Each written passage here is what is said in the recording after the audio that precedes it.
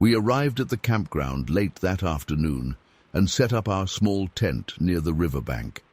The air was thick with humidity, and the constant drone of cicadas filled the woods around us. As dusk fell, we grabbed our fishing poles and headed down to a quiet bend in the river where we'd heard the fishing was good. For the first few hours we didn't catch much, just a couple small bluegill that we threw back. But we were having a great time anyway, joking around and telling stories as we sat on the rocky shore. Neither of us wanted to admit we were getting a little creeped out as it got darker and darker. The woods seemed to close in around us, and strange night sounds echoed across the water. "Maybe we should head back to the tent soon," Jake said around midnight, trying to sound casual, but I could hear the nervousness in his voice. "Nah, the fish will start biting any minute now," I insisted, not wanting to look like a wuss. "Let's give it another hour or two."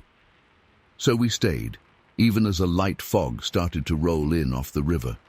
By 2 a.m., we were both exhausted and on edge. The fog had thickened, muffling the sounds around us. It felt like we were in our own little bubble of pale moonlight reflecting off the water. I was just about to suggest we pack it in when I saw something move out of the corner of my eye. At first I thought it was just a shadow or a trick of the light. But then I saw it again, a dark shape gliding through the water maybe 30 feet from shore.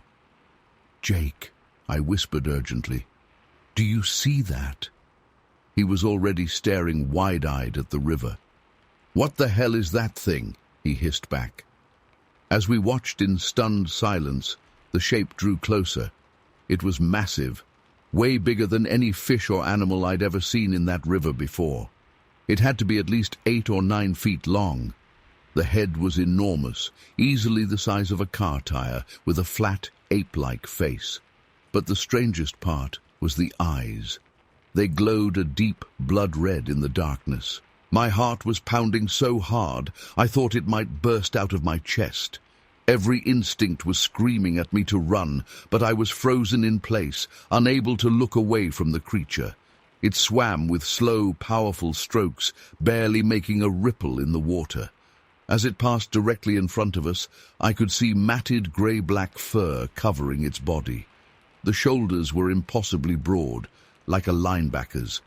For a split second, our eyes met, and I swear I saw a flicker of intelligence there. But it didn't seem aggressive or even particularly interested in us. It just kept swimming steadily downstream, as casual as could be. Like this was a totally normal midnight swim for it. Jake and I didn't move a muscle until long after it had disappeared from view. Finally, I managed to croak out, Did you see that too?" He nodded, face pale in the moonlight. "What the fuck was that thing?" he whispered. "I have no idea," I said. My mind was racing, trying to make sense of what we'd just witnessed. It was like nothing I'd ever seen before. Not quite ape, not quite bear. The closest thing I could compare it to was maybe a giant aquatic sloth. But even that didn't quite fit. We debated for a while whether to tell anyone what we'd seen. Who would believe us anyway? In the end, we decided to keep it to ourselves. But neither of us got any sleep that night. We sat huddled in our tent until dawn, jumping at every little sound.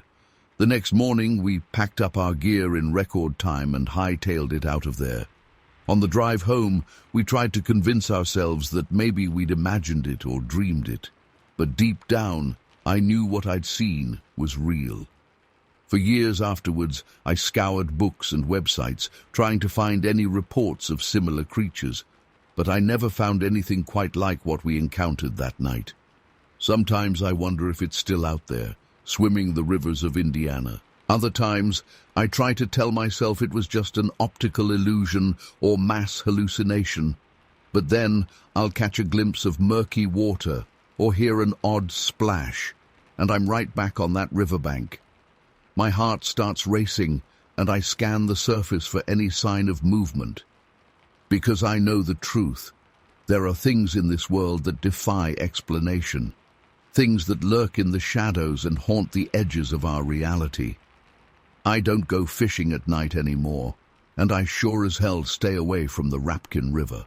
Some mysteries are better left unsolved. Story 2.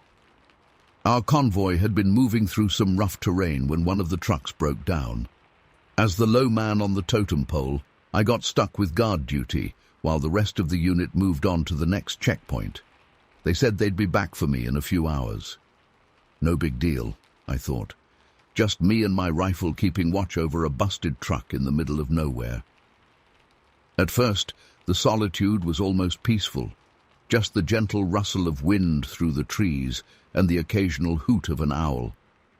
But as midnight approached, an uneasy feeling started creeping over me. The hairs on the back of my neck stood up, like I was being watched. I tried to shake it off, just my mind playing tricks in the dark. But then I heard it, a deep, guttural growl that seemed to reverberate through my whole body. My training kicked in, and I snapped to attention, rifle at the ready as I scanned the tree line. That's when I saw it. 2 glowing red eyes peering out from the shadows, at least 8 feet off the ground. My blood ran cold as this massive fur-covered figure emerged into a patch of moonlight. It had to be 9 or 10 feet tall, with shoulders wider than any man I'd ever seen. For a moment we just stared at each other. I was frozen in terror, my mind refusing to accept what I was seeing. This thing. It wasn't human, wasn't any animal I'd ever encountered. As the shock wore off, I found my voice and shouted a warning, hoping to scare it off. Big mistake. The creature let out a bone-chilling roar and charged straight at me. Its massive strides ate up the distance between us in seconds. Panicking, I fired a warning shot into the air. When that didn't stop it, survival instinct took over. I emptied my entire clip in its direction. In the muzzle flashes, I caught glimpses of its face, a terrifying mix of ape and man, with razor-sharp teeth bared in a snarl. I swear I saw blood spurt from its chest as my rounds found their mark, but it kept coming, barely slowing down. Just as I was sure I was about to be torn apart, it veered off at the last second and disappeared back into the woods. I could hear its heavy footsteps and agonized howls fading into the distance. I stood there shaking, ears ringing, the acrid smell of gunpowder hanging in the air. I don't know how long I stayed frozen like that, rifle still raised, waiting for it to come back. When headlights finally cut through the darkness, I nearly shot at them before realizing it was my unit returning. I must have looked like I'd seen a ghost. Before I could even try to explain what happened, a group of men in white hazmat-looking suits swarmed the area. They started taking samples of the blood-soaked ground and making plaster casts of the massive footprints left behind. I was whisked away to a field medical tent, where an Air Force colonel I'd never seen before gave me the most thorough examination of my life.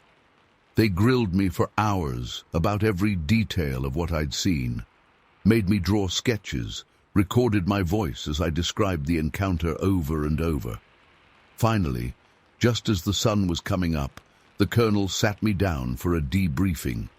He told me in no uncertain terms that what I had seen was classified, that if I ever breathed a word of it to anyone, family, friends, fellow soldiers, I'd face a court-martial faster than I could blink.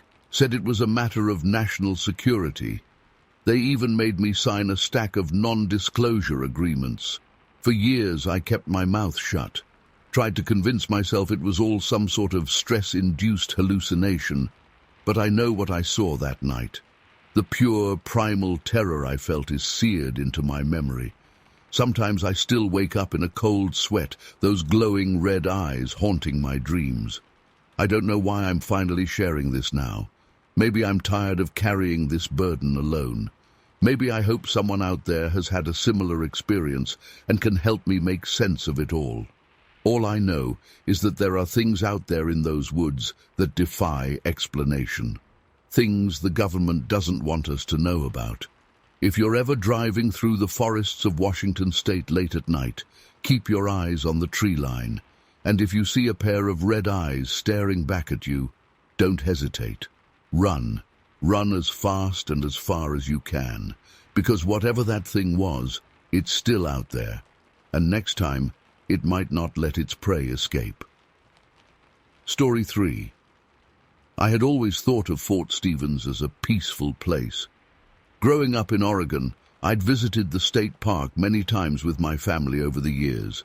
We'd explore the old military fort, play on the beach, watch ships navigate the Columbia River. It was a favorite spot for camping trips and day hikes, but after what happened there last summer, I don't think I'll ever be able to look at those quiet forests and lonely beaches the same way again. It was late August, and I had decided to take a solo camping trip to Fort Stevens for a long weekend. I needed to clear my head after a stressful few months at work, and I figured some time alone in nature would do me good. I arrived at the campground on a Friday afternoon and set up my tent in a secluded spot near the edge of the woods. The weather was perfect, warm and sunny with a light breeze coming off the ocean.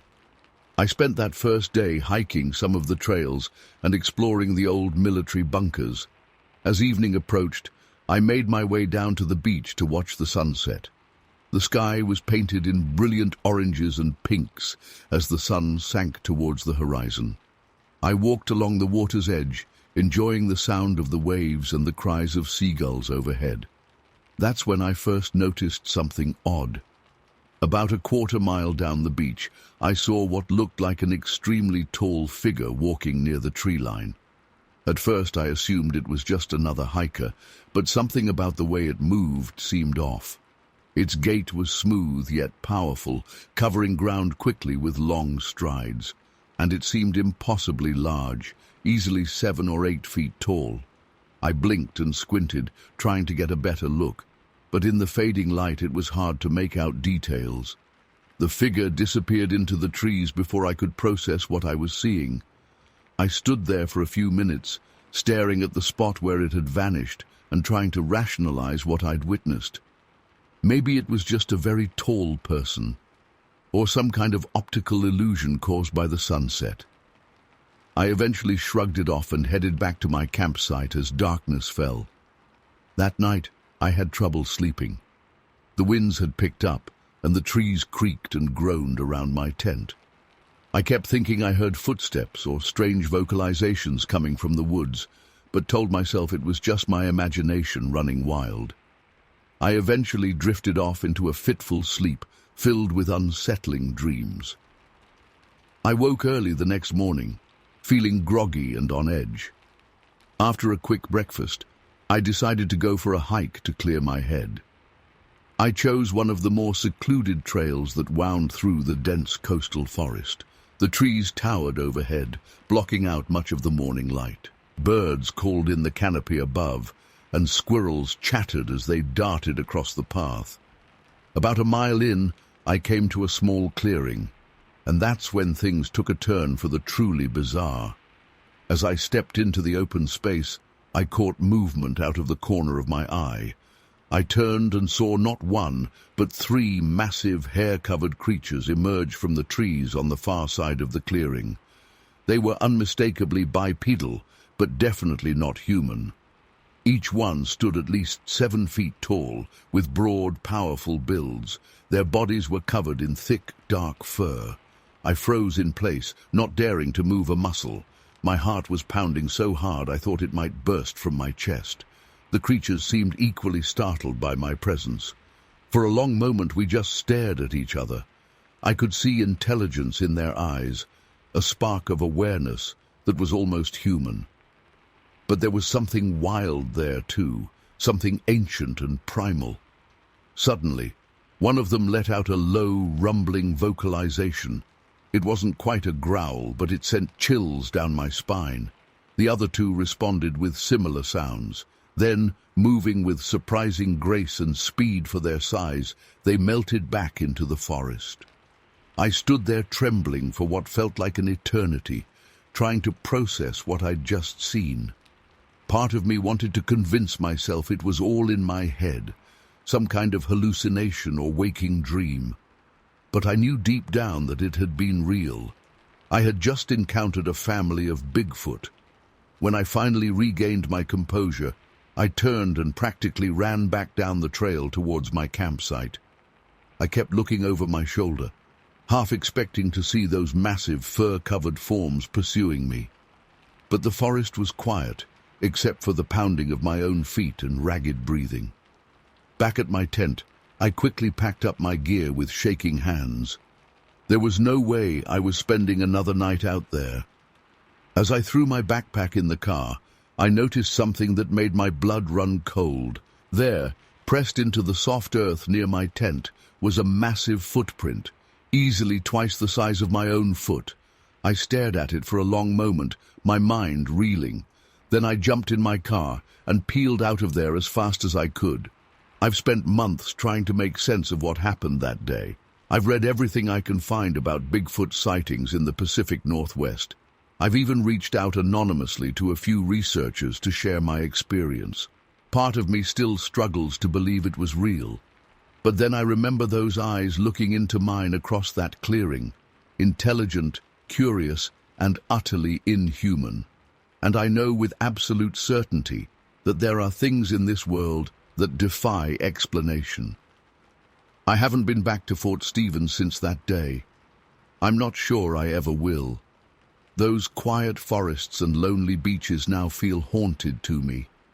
Whenever I think about going camping, I remember those massive footprints, those low vocalizations, those penetrating eyes. And I wonder what else might be out there, watching and waiting in the shadows of the wilderness. I know this probably sounds crazy to anyone reading it. If I hadn't experienced it myself, I wouldn't believe it either. But I swear on everything I hold dear that this is the truth. There are things in this world that we don't understand, creatures that shouldn't exist, but do. And once you've seen them with your own eyes, you can never unsee them. You can never go back to the comfortable ignorance of before.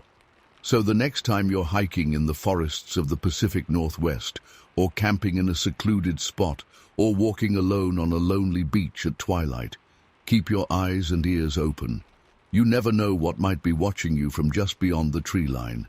And if you hear strange sounds in the night, or catch a glimpse of something large moving through the underbrush, well, maybe it's best not to investigate too closely. Some mysteries are better left unsolved. I still have nightmares sometimes about that day in Fort Stevens. I wake up in a cold sweat, my heart racing, the echo of those low, rumbling vocalizations ringing in my ears. In my dreams, I'm back in that clearing, staring into those impossibly human eyes. But in the dreams, the creatures don't retreat. They advance, their massive forms towering over me, reaching out with huge, powerful hands. I don't know if I'll ever be able to fully process what I saw that day. It's changed the way I look at the world, at nature, at the very concept of what's possible. I find myself scanning the tree line whenever I'm near the woods, half expecting to see those massive fur-covered forms again. I've become obsessed with researching other sightings, other encounters. I want answers, explanations, but I'm also terrified of what those answers might be. Sometimes I wonder if they're still out there, those creatures I saw in Fort Stevens. Are they watching us from the shadows of the forest? Do they remember me the way I remember them? And what would happen if our paths ever crossed again? I don't have any answers. All I have is my story, and the certainty that there are things in this world beyond our understanding. So if you ever find yourself in the wilds of Oregon, keep your wits about you. And if you hear strange sounds in the night, or catch a glimpse of something impossibly large moving through the trees, well, you've been warned. Some things are better left alone. Story 4. I was just a young man back in '43, serving my country during the war. Never thought I'd encounter something that would haunt me more than the battles overseas. It was during a short leave when my buddy Bill Cole and I decided to do some hunting up in the Siskiyou Mountains. Needed to clear our heads, you know. We set out early one crisp autumn morning, the forest still shrouded in mist. The air was thick with the scent of pine and damp earth. As we hiked deeper into the wilderness, an eerie silence fell over the woods. No birds chirping, no rustling in the underbrush. It was like nature itself was holding its breath. We'd been walking for hours when I got this prickling sensation on the back of my neck. You know that feeling when you just know you're being watched? It was like that, but 100 times more intense. I glanced at Bill, and I could tell he felt it too. His eyes were darting around, searching the trees. That's when we heard it. A low, guttural sound that seemed to come from everywhere and nowhere at once. It wasn't like any animal I'd ever heard before. It was almost human, but not quite. My heart started racing, and I gripped my rifle tighter. We froze in place, barely daring to breathe. The forest had gone deathly quiet again. Then, out of the corner of my eye, I saw movement. I turned my head slowly, and that's when I saw it. About 50 yards away, partially obscured by the thick foliage, was the largest creature I've ever laid eyes on. It must have been at least 7 feet tall, maybe more, covered in dark, matted fur from head to toe. But it wasn't just its size that struck me. It was how it moved, so fluid and purposeful, like it knew exactly where it was going. And then I saw what it was carrying. At first, I thought it was some kind of animal carcass. But as the creature shifted, I realized with horror that it looked more like a person, limp and lifeless, slung over its massive shoulder. I wanted to call out, to do something, but fear had paralyzed me. My mind was reeling, trying to make sense of what I was seeing. This couldn't be real, right? But there it was, right in front of me. The creature must have sensed our presence because it suddenly stopped. Its head snapped in our direction, and for a split second our eyes met. I'll never forget that moment. Those eyes, they weren't animal eyes. There was an intelligence there, a depth that sent chills down my spine. Before I could even think to raise my rifle, the thing was gone. It moved with a speed that seemed impossible for its size, effortlessly navigating through the dense forest. 1 second it was there, and the next it had vanished into the shadows. I turned to Bill, my hands shaking. Did you see that? I managed to stammer out. He nodded, his face pale as a sheet. We didn't say another word. By some unspoken agreement, we turned and started making our way back down the mountain as fast as we could. That night, huddled around a campfire, we tried to make sense of what we'd seen. Bill was more hesitant to admit what he'd witnessed. He kept saying it must have been a bear, or maybe our eyes playing tricks on us. But I knew what I saw. There was no mistaking it for anything else.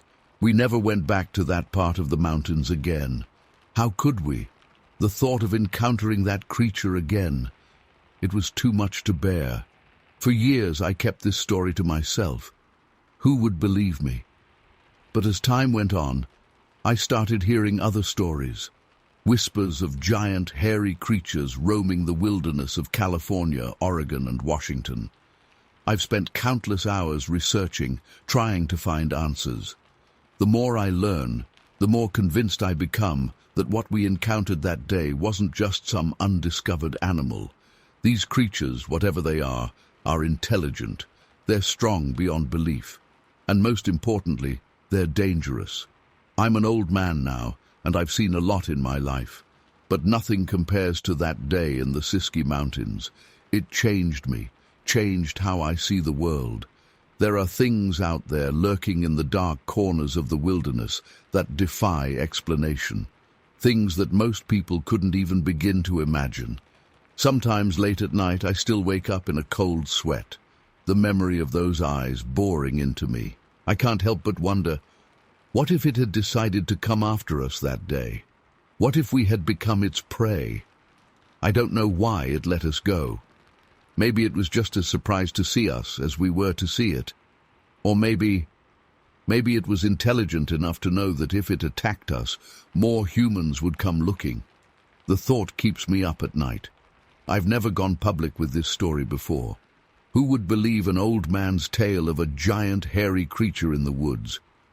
but I know what I saw. And I know there are others out there who have seen similar things. We're not crazy. We're not making this up. These creatures are real. They're out there, hiding in the vast wilderness of the Pacific Northwest. And they're watching us, studying us, waiting. For what? I don't know. But I do know this. We're not alone in these forests. And we're certainly not at the top of the food chain. To anyone reading this who might be planning a trip into those mountains, be careful. Be aware of your surroundings. And if you feel that prickling sensation on the back of your neck, like you're being watched, trust your instincts. It might just save your life. I've carried this secret for decades, the weight of it pressing down on me. But now, as I near the end of my life, I feel compelled to share it. People need to know the truth. They need to be prepared. Because if there's one thing I've learned from my encounter, it's this. There are things in this world that we can't explain, things that challenge everything we think we know. And sometimes ignorance isn't bliss. Sometimes it's downright dangerous. I don't expect everyone to believe me. Hell, there are days I can hardly believe it myself. But I know what I saw that day in the Siskiyou Mountains, and I'll carry that knowledge with me to my grave. To this day, I can't shake the feeling that we were lucky. That creature could have easily overpowered us both. Why didn't it? Was it protecting its territory? Was it simply not interested in us? Or was it intelligent enough to understand the consequences of attacking humans? These questions have plagued me for years. I've pored over every book, every article I could find on similar sightings. I've spoken to hunters, hikers, and park rangers who've had their own strange experiences in those mountains. And the more I learn, the more convinced I become that we're dealing with something far beyond our understanding. These creatures, whatever they are, aren't just some undiscovered species of ape. They're something more. The way they move, the intelligence in their eyes. It's almost like they're a missing link between humans and our primitive ancestors. But that's just my theory. Who knows what they really are? One thing I am certain of is their strength. The ease with which that creature carried what looked like a human body. It was terrifying. I've seen bears in the wild, and even they don't move with that kind of power and grace. These beings are on a whole different level, and their ability to remain hidden? It's remarkable. Think about it. In all these years, with all our technology and exploration, how have we not found concrete evidence of their existence? It's because they're smart. They know how to avoid us, how to cover their tracks. They're survivors. I've often wondered if the government knows about them. Are there secret studies being conducted? Are they trying to protect these creatures, or are they covering up their existence? The conspiracy theories are endless, but I try not to get too caught up in them. I know what I saw, and that's enough for me. Since that day, I've never felt completely at ease in the wilderness. Every camping trip, every hike, there's always that nagging fear in the back of my mind. What if I encounter one again? What if this time it decides not to let me go? But despite the fear, there's also a strange sort of awe. To think that there are still mysteries out there, still things we don't understand. It's humbling.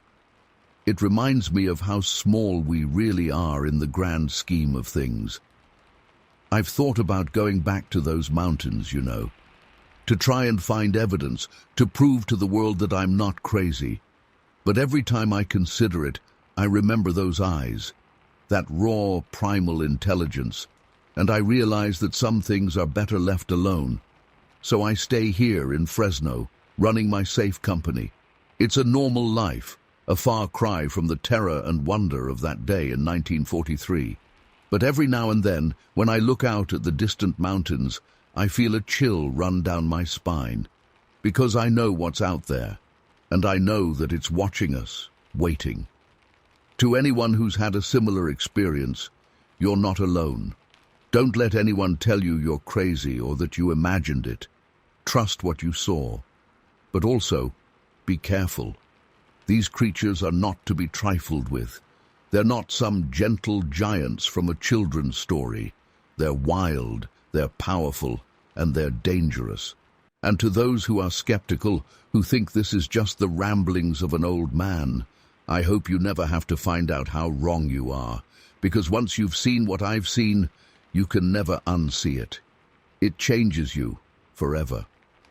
As I sit here writing this, I can't help but wonder how many others are out there carrying similar secrets. How many have encountered these creatures and been too afraid to speak up? And how long can we continue to ignore their existence? Only time will tell. But one thing's for sure. The truth is out there, in those mountains. And someday, somehow, it will come to light. I just hope we're ready for it when it does. Story 5. I was just a regular 16-year-old girl back in '66, living in the sleepy town of San Bernardino. My best friend Judy and I loved driving up into the hills on weekends, blasting music and feeling free. That particular Saturday started like any other.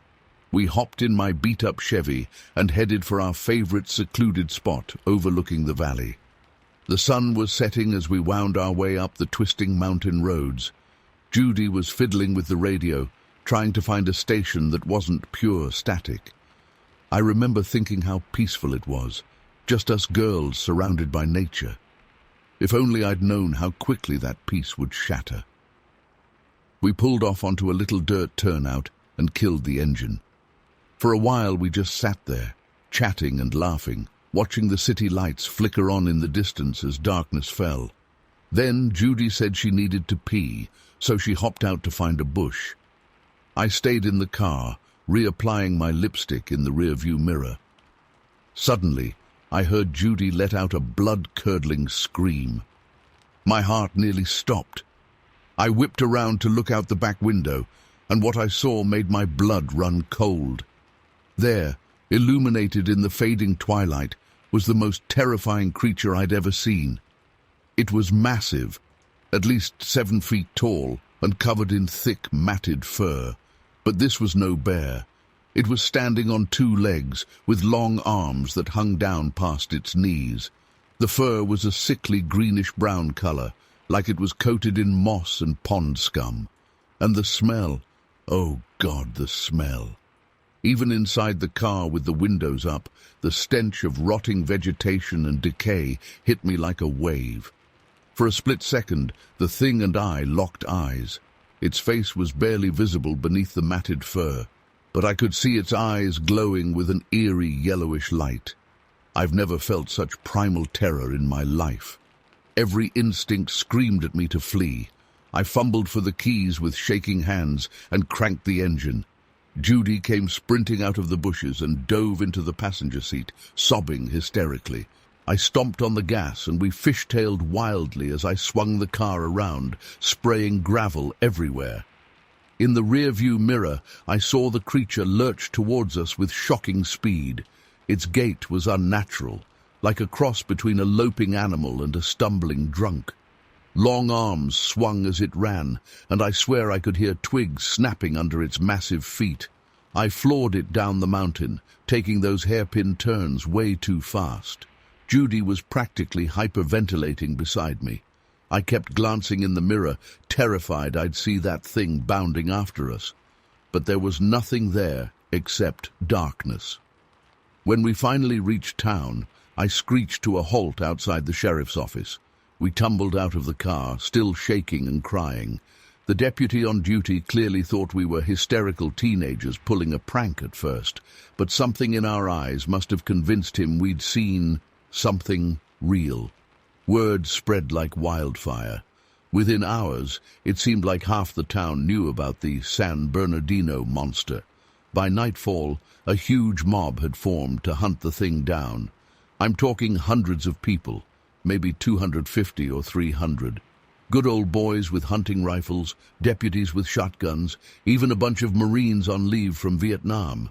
They all came pouring up into those hills, armed to the teeth and ready for anything. I stayed home that night, huddled in my room with the curtains drawn tight. I couldn't shake the feeling that thing was out there watching, waiting. Every snapping twig and rustling leaf had me on edge. I kept reliving that moment when our eyes met, seeing that inhuman gaze boring into me. The next morning, I learned that the hunt had been a total bust. One of the Marines, a guy who'd done recon patrols in the jungle, said he'd tried to track the creature. But with all those people stomping around and yelling, any traces were long gone. The deputies ended up having to confiscate a bunch of guns from trigger-happy yahoos who were more likely to shoot each other than any monster. In the days that followed, Judy and I were local celebrities. Everyone wanted to hear our story. We must have retold it 100 times. But no one else ever saw the creature. No tracks were found, no evidence at all. Eventually, people started to doubt us. They said we were attention-seeking, or that we'd seen a bear and gotten spooked. But Judy and I know what we saw that night. It wasn't a bear, or a man in a costume, or anything explainable. Sometimes late at night, I still dream about those glowing eyes and that grotesque moss-covered form. I've never gone back to those hills. Nothing could make me set foot up there again. It's been over 50 years now, but I still get chills thinking about it. What was that thing? Where did it come from? And where did it go? I don't have any answers. All I know is that for one terrifying night in 1966, something inhuman stalked the hills of San Bernardino, and I was unlucky enough to see it. I've never told this story publicly before. For years, I tried to convince myself it was just some crazy teenage hallucination, but I know in my bones it was real. That creature was out there. Maybe it still is. So if you're ever driving in those hills as the sun goes down, keep your eyes open. And if you catch a whiff of decaying vegetation on the breeze, don't stick around to investigate. Get out of there as fast as you can. You might not be as lucky as Judy and I were. I still wonder sometimes if anyone else has seen it over the years. Surely Judy and I can't be the only ones. But people are quick to dismiss this kind of thing, to explain it away. I get it. It's easier to believe two teenage girls were confused or lying than to accept that there are things in this world beyond our understanding. But I know what I saw. That thing was real as you or me. Maybe it was some undiscovered species or some government experiment gone wrong. Hell, maybe it really was Bigfoot taking a vacation in California. I don't know. But I do know that it changed me forever. I've never felt truly safe in the wilderness since that night. Even now, decades later, a part of me is always on alert, always watching the tree line for any hint of movement. I'm an old woman now, and I know my time is growing short. That's why I'm finally sharing this story. I need people to know the truth, to be aware that there are strange and terrifying things out there in the dark. So please, be careful out there. And if you ever find yourself face to face with something that shouldn't exist, run. Run, and don't look back. You might just make it out alive to tell the tale, like I did. But a part of me will always be there, in those hills, locked in an eternal moment of terror as I stare into the eyes of a monster. And sometimes, in my darkest moments, I wonder, was it really gone when we drove away? Or has it been out there all this time, waiting patiently for someone else to stumble across its path? I pray we never find out the answer to that question. Story 6. My buddies Tom and Jack had managed to convince a couple of girls from school, Lisa and Cindy, to go on a double date with us. We were all 17 and feeling pretty cool cruising around in Tom's dad's Chevy Impala. After grabbing some burgers at the local diner, we decided to head out to the old abandoned quarry on the outskirts of town. It was a popular makeout spot for teenagers, secluded enough to not get caught, but not so remote that it felt dangerous. The night was unusually warm for January in Florida, with a thick fog rolling in off the Gulf. As we pulled up to our usual spot overlooking the quarry, an uneasy feeling came over me. The fog muffled all sound, and the moonlight cast eerie shadows through the Spanish moss hanging from the live oaks. But I tried to shake it off. I didn't want to seem scared in front of Lisa. We had the radio on low, playing some Motown hits as we paired off. Tom and Cindy were getting pretty heavy in the back seat, while Jack and Lisa were standing outside the car, awkwardly trying to make conversation. I was sitting in the passenger seat, half listening to their chit-chat and half keeping an eye out for any cops that might roll by. Suddenly, there was a loud thump on the roof of the car that made us all jump. Tom and Cindy quickly separated, thinking we'd been busted.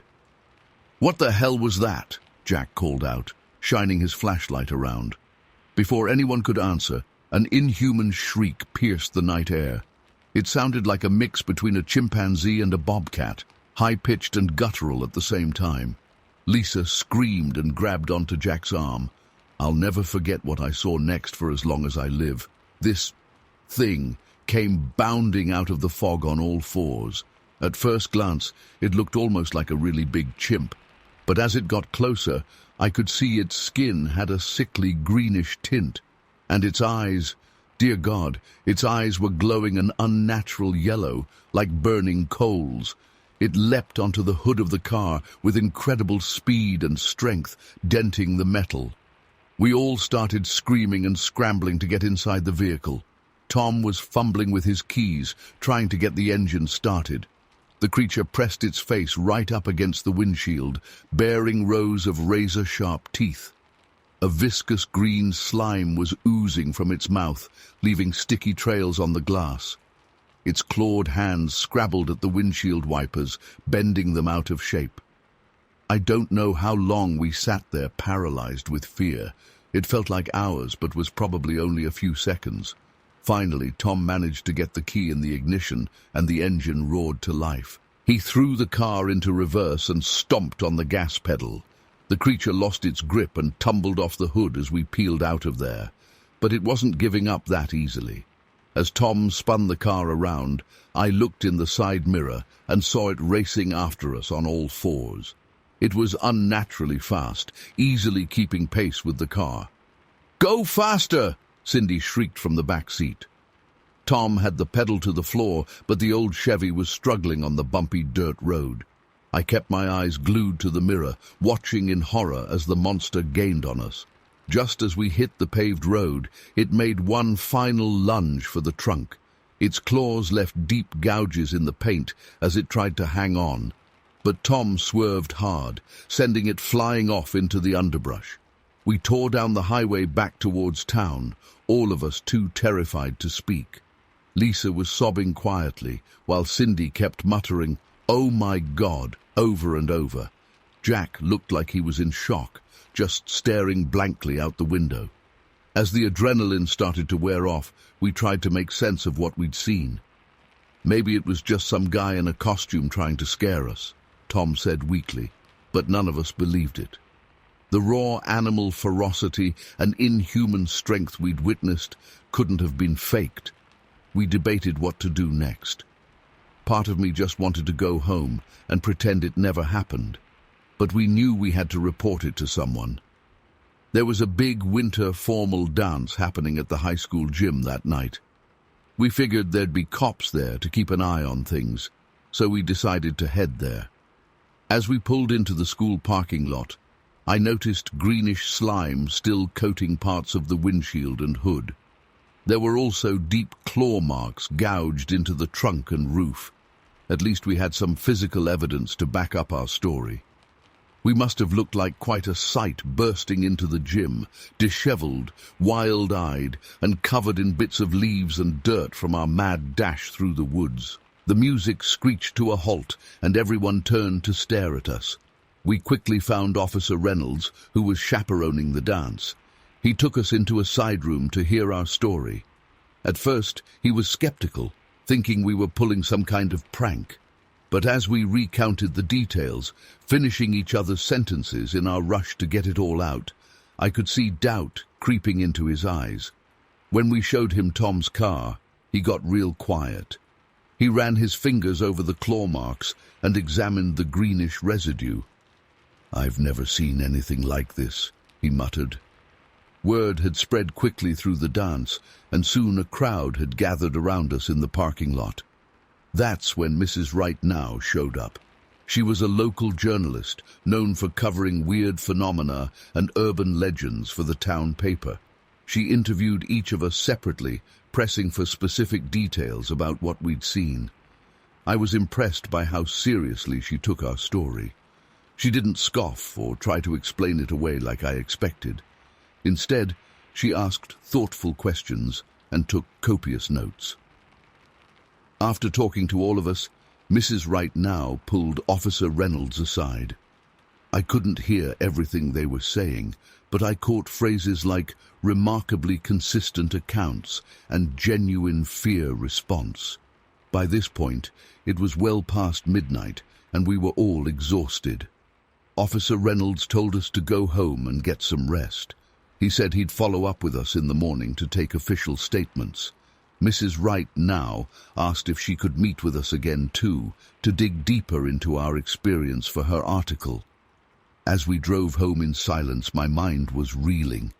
Part of me still couldn't believe what had happened, but every time I caught a whiff of that acrid chemical smell left behind by the creature's slime, or saw the claw marks out of the corner of my eye, the reality came crashing back. That night, I barely slept. Every time I closed my eyes, I saw those glowing yellow orbs staring back at me. I kept hearing phantom shrieks that made me bolt upright in bed. The next few weeks were a blur of police interviews, sessions with Mrs. Right Now, and whispered conversations with my friends as we tried to process what we'd been through. Tom's dad was furious about the damage to his car, but when he saw how shaken we all were, he backed off. Mrs. Right Now's article came out about a month later. She presented our encounter objectively, laying out the facts without sensationalizing. But she also didn't dismiss it or try to explain it away. The piece caused quite a stir in our small town. We never saw the creature again after that night. Sometimes I wonder if I imagined the whole thing. But then I'll catch a glimpse of the scars on Tom's car, or remember the look of abject terror in my friend's eyes, and I know it was real. To this day, I can't explain what we encountered out there in the fog. Was it some kind of mutant animal, an alien, a government experiment gone wrong? I don't know. But I do know that it forever changed how I view the world. There are things out there beyond our understanding, lurking in the shadows, and sometimes they come out to play. Story 7. I was 17 at the time, living in Parma with my parents. Like most teenagers, I was always looking for a bit of excitement to break up the monotony of small-town life. When rumors started swirling about some kind of hairy beast prowling around Riverside Cemetery, my friends and I couldn't resist the chance for a spooky adventure. At first, we treated it like a game, sneaking out after dark with flashlights and rope, half hoping to catch a glimpse of the so-called cemetery monster, but mostly just goofing around. We'd wander the graveyard telling ghost stories and trying to scare each other. Looking back, I'm ashamed of how disrespectful we were, tramping across people's final resting places for cheap thrills. Everything changed the night of October 12th. There were 5 of us out there, me, my cousin Dale, and 3 other guys from school. We'd been out for maybe an hour, shining our lights between the headstones and making up increasingly ridiculous theories about what the monster could be. Dale was in the middle of spinning some yarn about it being a government experiment gone wrong when we heard it. A low, guttural growl that made the hair on the back of my neck stand up. It echoed through the tombstones, impossible to pinpoint. We all froze, our laughter dying in our throats. I remember the beam of my flashlight trembling as my hand shook. "Quit screwing around," hissed Mike, one of the other guys. But the look on his face told me he knew this was no joke. That's when we saw it. A massive dark shape moving between the graves about 50 yards away. It was hard to make out details in the gloom, but it had to be at least 8 feet tall. The beam of my light caught a glimpse of matted hair before the thing ducked behind a large tombstone. Panic gripped us. All thoughts of being tough guys on a monster hunt evaporated in an instant. We turned and ran, stumbling over uneven ground and nearly tripping on low-hanging branches. I could hear heavy footsteps behind us, gaining ground with inhuman speed. A scream pierced the night. Dale had fallen behind. I spun around to see a huge, hair-covered arm reaching for him. Without thinking, I charged back, swinging my heavy flashlight like a club.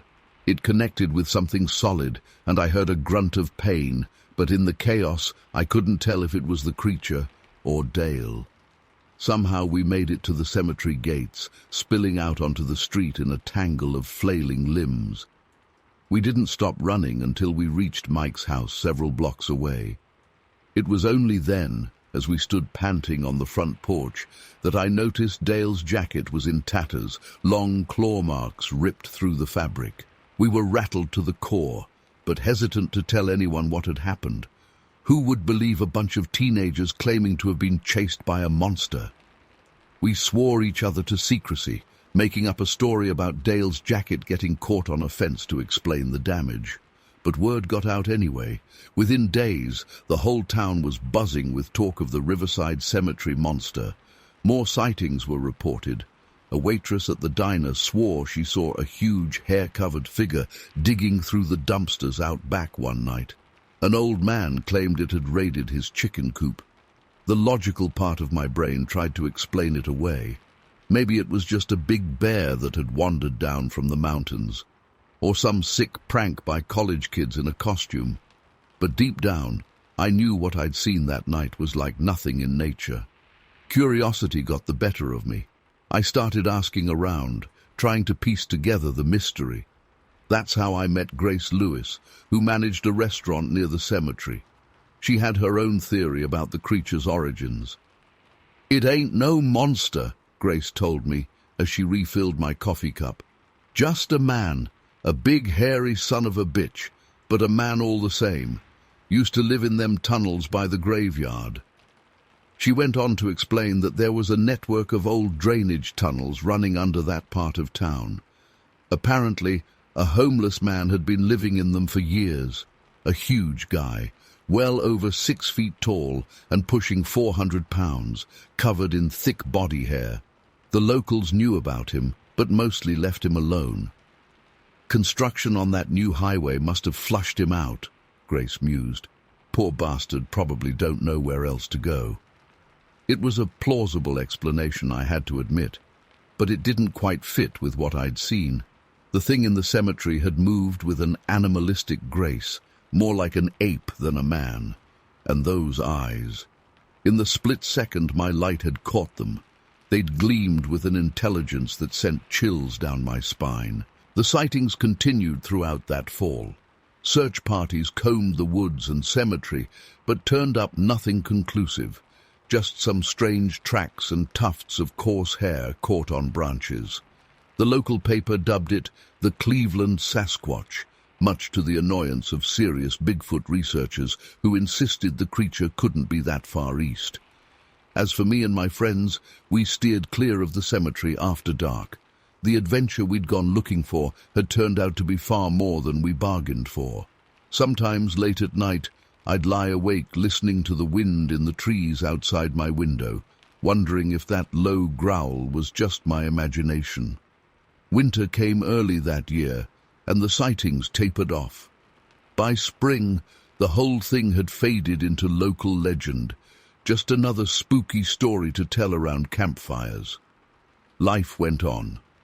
I graduated high school, went off to college, started a career and a family. But I never forgot that night in Riverside Cemetery. The memory of that massive shape moving through the shadows, the inhuman speed with which it closed the distance between us, the raw terror as we fled for our lives. It's all seared into my brain. I've tried over the years to rationalize it, to convince myself it was just an overblown encounter with a bear or a particularly large homeless man. But deep down, I know better.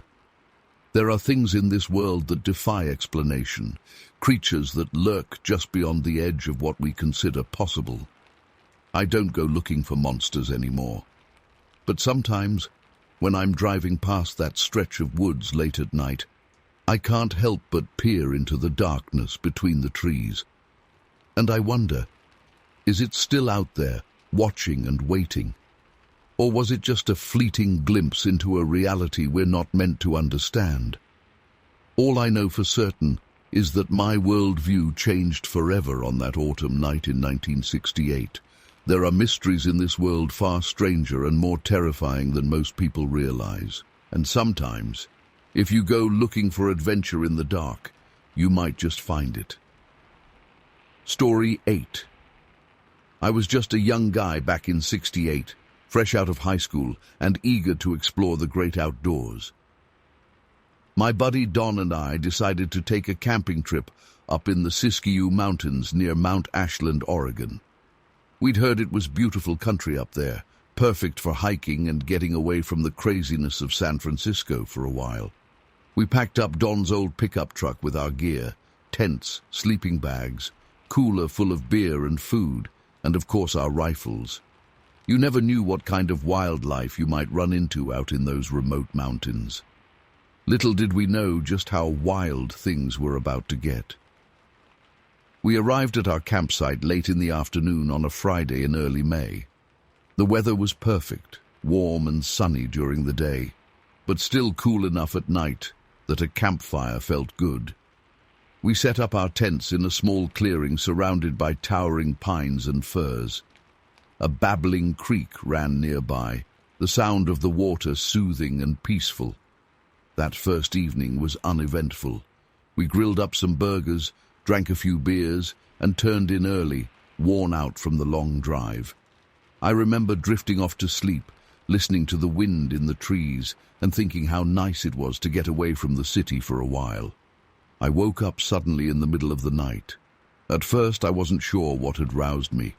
Maybe a branch snapping or an animal moving through the underbrush.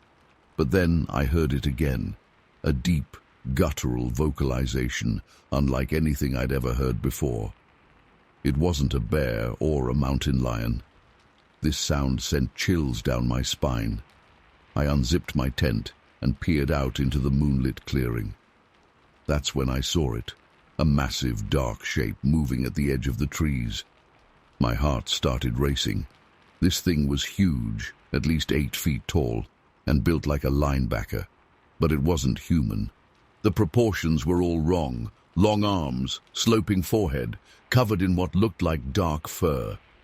I must have made some kind of noise, because the creature suddenly turned and looked right at me. Those eyes, I'll never forget them as long as I live. They were startlingly human-like, full of intelligence and curiosity. For a moment we just stared at each other, frozen. Then all hell broke loose. The creature let out a blood-curdling roar and started hurling rocks in our direction. I yelled for Don to wake up as I scrambled out of my tent. We grabbed our rifles and took cover behind a fallen log, trying to get our bearings in the chaos. Rocks were raining down all around us.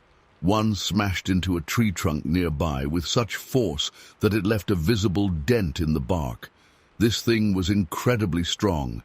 I was shaking so bad I could barely hold my rifle steady. Don managed to get his scope trained on the creature. "Holy shit, Eric," he whispered. "You seeing this? It's like a giant hairy man. But not a man. Jesus Christ, what is that thing?" I fumbled for the camera I'd brought along, hoping to get photographic evidence of whatever the hell we were dealing with. But my hands were trembling so much that every shot came out blurry. All I managed to capture were indistinct dark shapes in the trees. The barrage of rocks finally ceased, and an eerie quiet fell over the clearing. We stayed hunkered down behind the log, hearts pounding, straining our eyes and ears for any sign of the creature. After what felt like hours, but was probably only 20 minutes or so, we heard heavy footsteps retreating into the forest. When daylight finally came, we cautiously emerged from our hiding spot to survey the damage. Our campsite was a disaster. tents knocked over, gear scattered everywhere. But the real shock came when we started exploring the area where we'd seen the creature. The ground was soft from recent rain, and there in the mud were the clearest tracks I've ever seen. Huge footprints, easily 18 inches long, with 5 distinct toes. They were unmistakably similar to a human foot, just on a massive scale. We followed the tracks to the edge of the clearing where we found something else that made my stomach turn. An enormous pile of feces, far too large to have come from any known animal in the area. Don and I spent the rest of that day in a daze, trying to process what we'd experienced. We debated whether to report it to the authorities, but honestly, who would believe us? 2 city boys claiming they saw a giant ape man in the mountains. We'd be laughed out of town. So we packed up our gear and hightailed it back to San Francisco, swearing each other to secrecy. For years I've carried this story inside me, afraid to tell anyone for fear of ridicule. But I know what I saw that night. Those eyes still haunt my dreams sometimes, so human, yet so alien. I've been back to those mountains a few times over the years, hoping to catch another glimpse or find more evidence. But whatever that creature was, it stayed hidden. Maybe it was a 1-in-a-million encounter, or maybe there's more out there in the wilderness than we're prepared to admit. All I know is that night changed me forever. It opened my eyes to the possibility that there are things in this world that defy explanation, things that blur the line between myth and reality. I can't prove what Don and I saw, but I'll go to my grave knowing it was real. Sometimes when I'm lying in bed at night, I still hear that roar echoing in my mind, and I wonder, is it still out there, somewhere in those vast mountain forests? And what would happen if our paths ever crossed again? It's a thought that both terrifies and fascinates me, even all these years later. I've never told this story publicly before. Part of me still worries about being labeled a kook or a liar. But I'm getting older now, and I feel like it's important to share what happened. Maybe someone else out there has had a similar experience and has been afraid to come forward.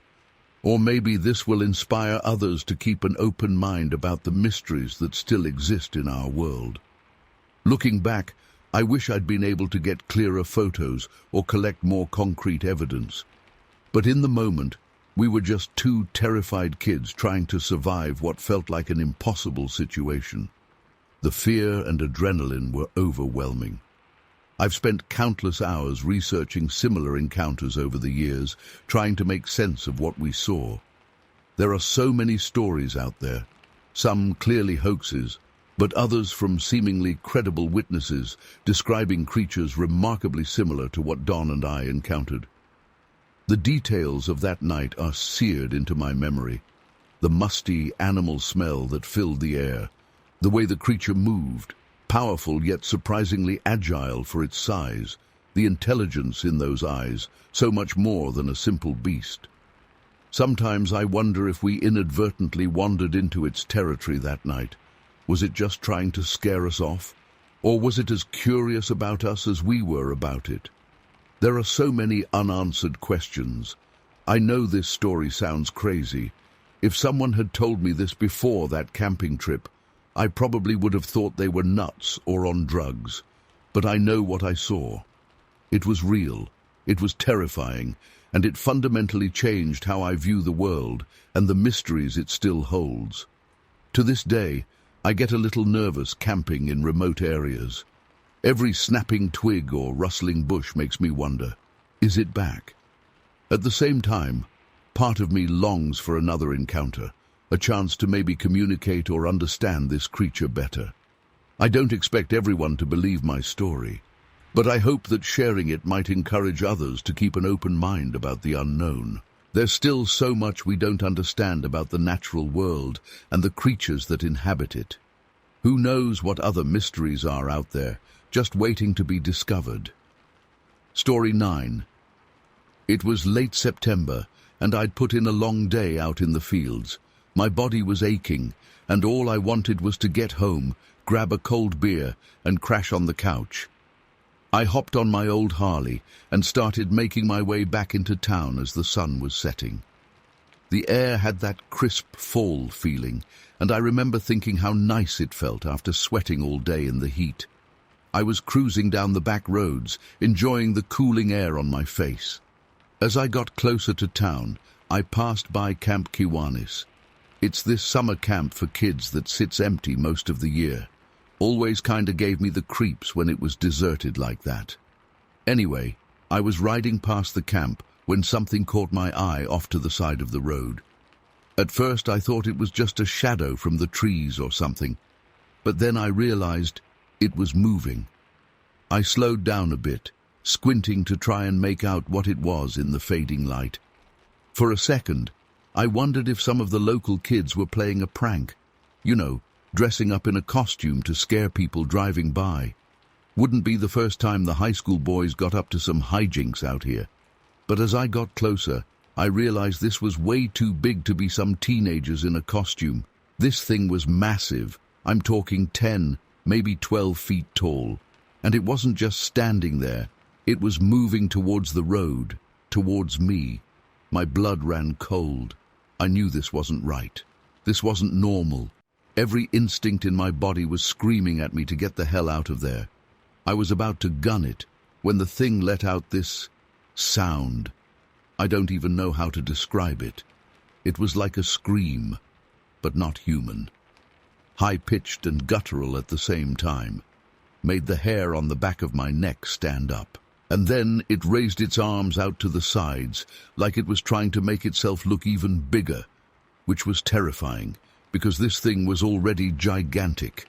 I didn't stick around to get a better look.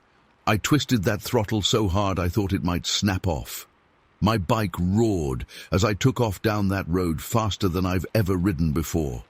My heart was pounding so hard I could feel it in my throat. I kept looking in my mirrors, terrified I'd see that thing chasing after me. But the road behind me was empty. I didn't slow down until I hit the main road into town.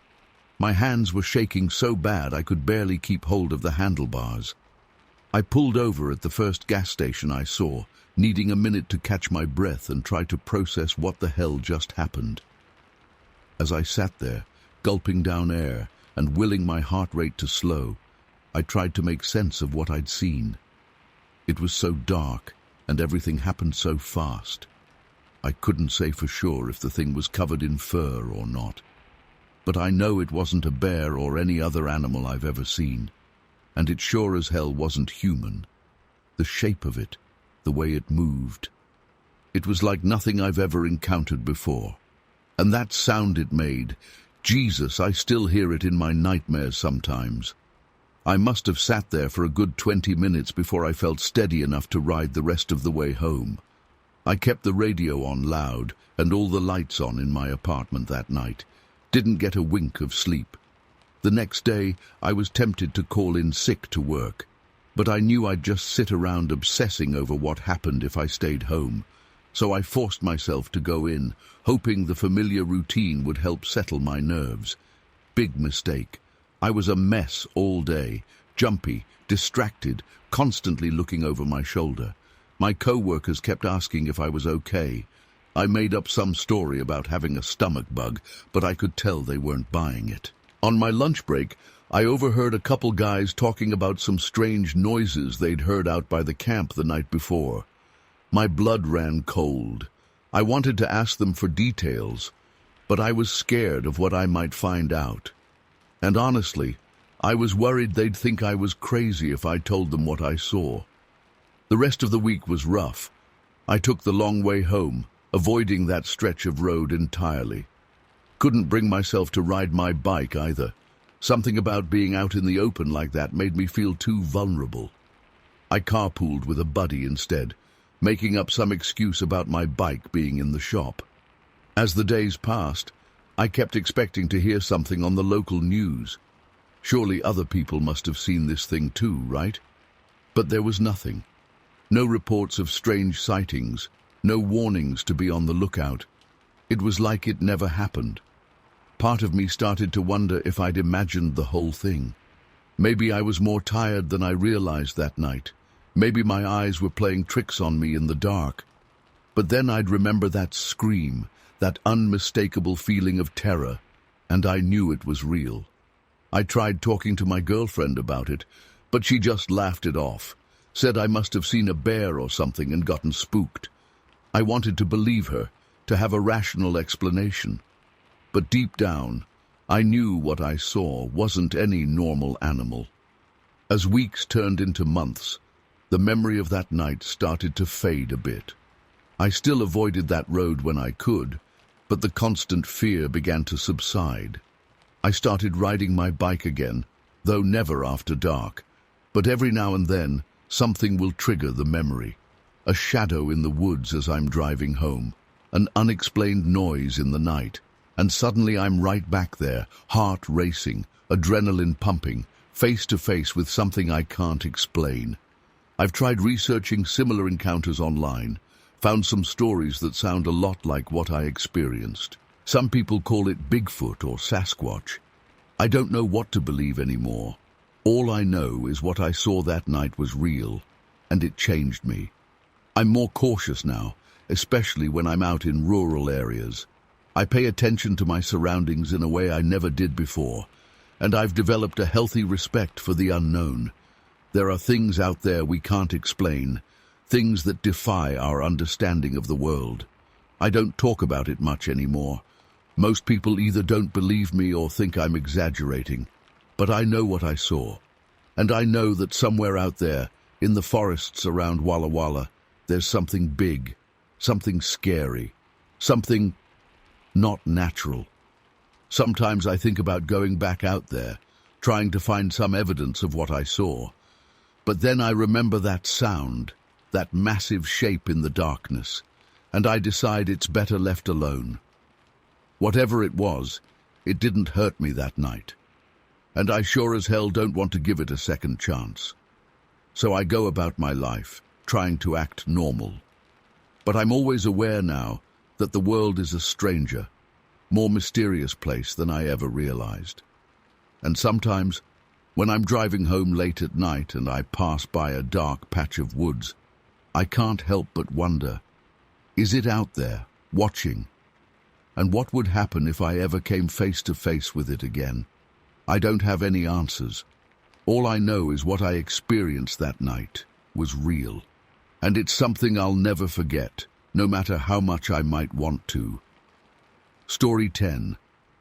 That first night, everything seemed normal at first.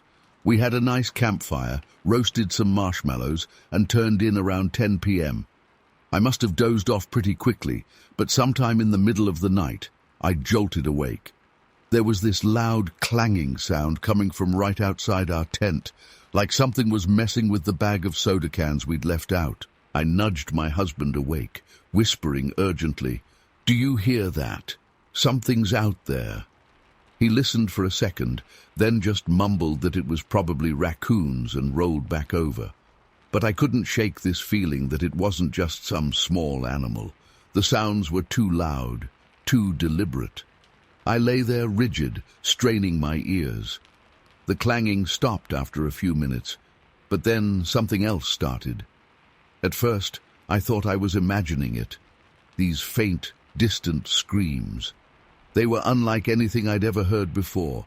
Not quite human, not quite animal. My first thought was that maybe it was some kind of Native American spirits reenacting an old battle or something. I know that sounds crazy, but in that moment, it was the only explanation my terrified brain could come up with. The weirdest part was how silent everything else was. Usually at night in the forest, you hear all kinds of sounds, insects buzzing, owls hooting, leaves rustling. But there was nothing, just those screams, echoing through the trees.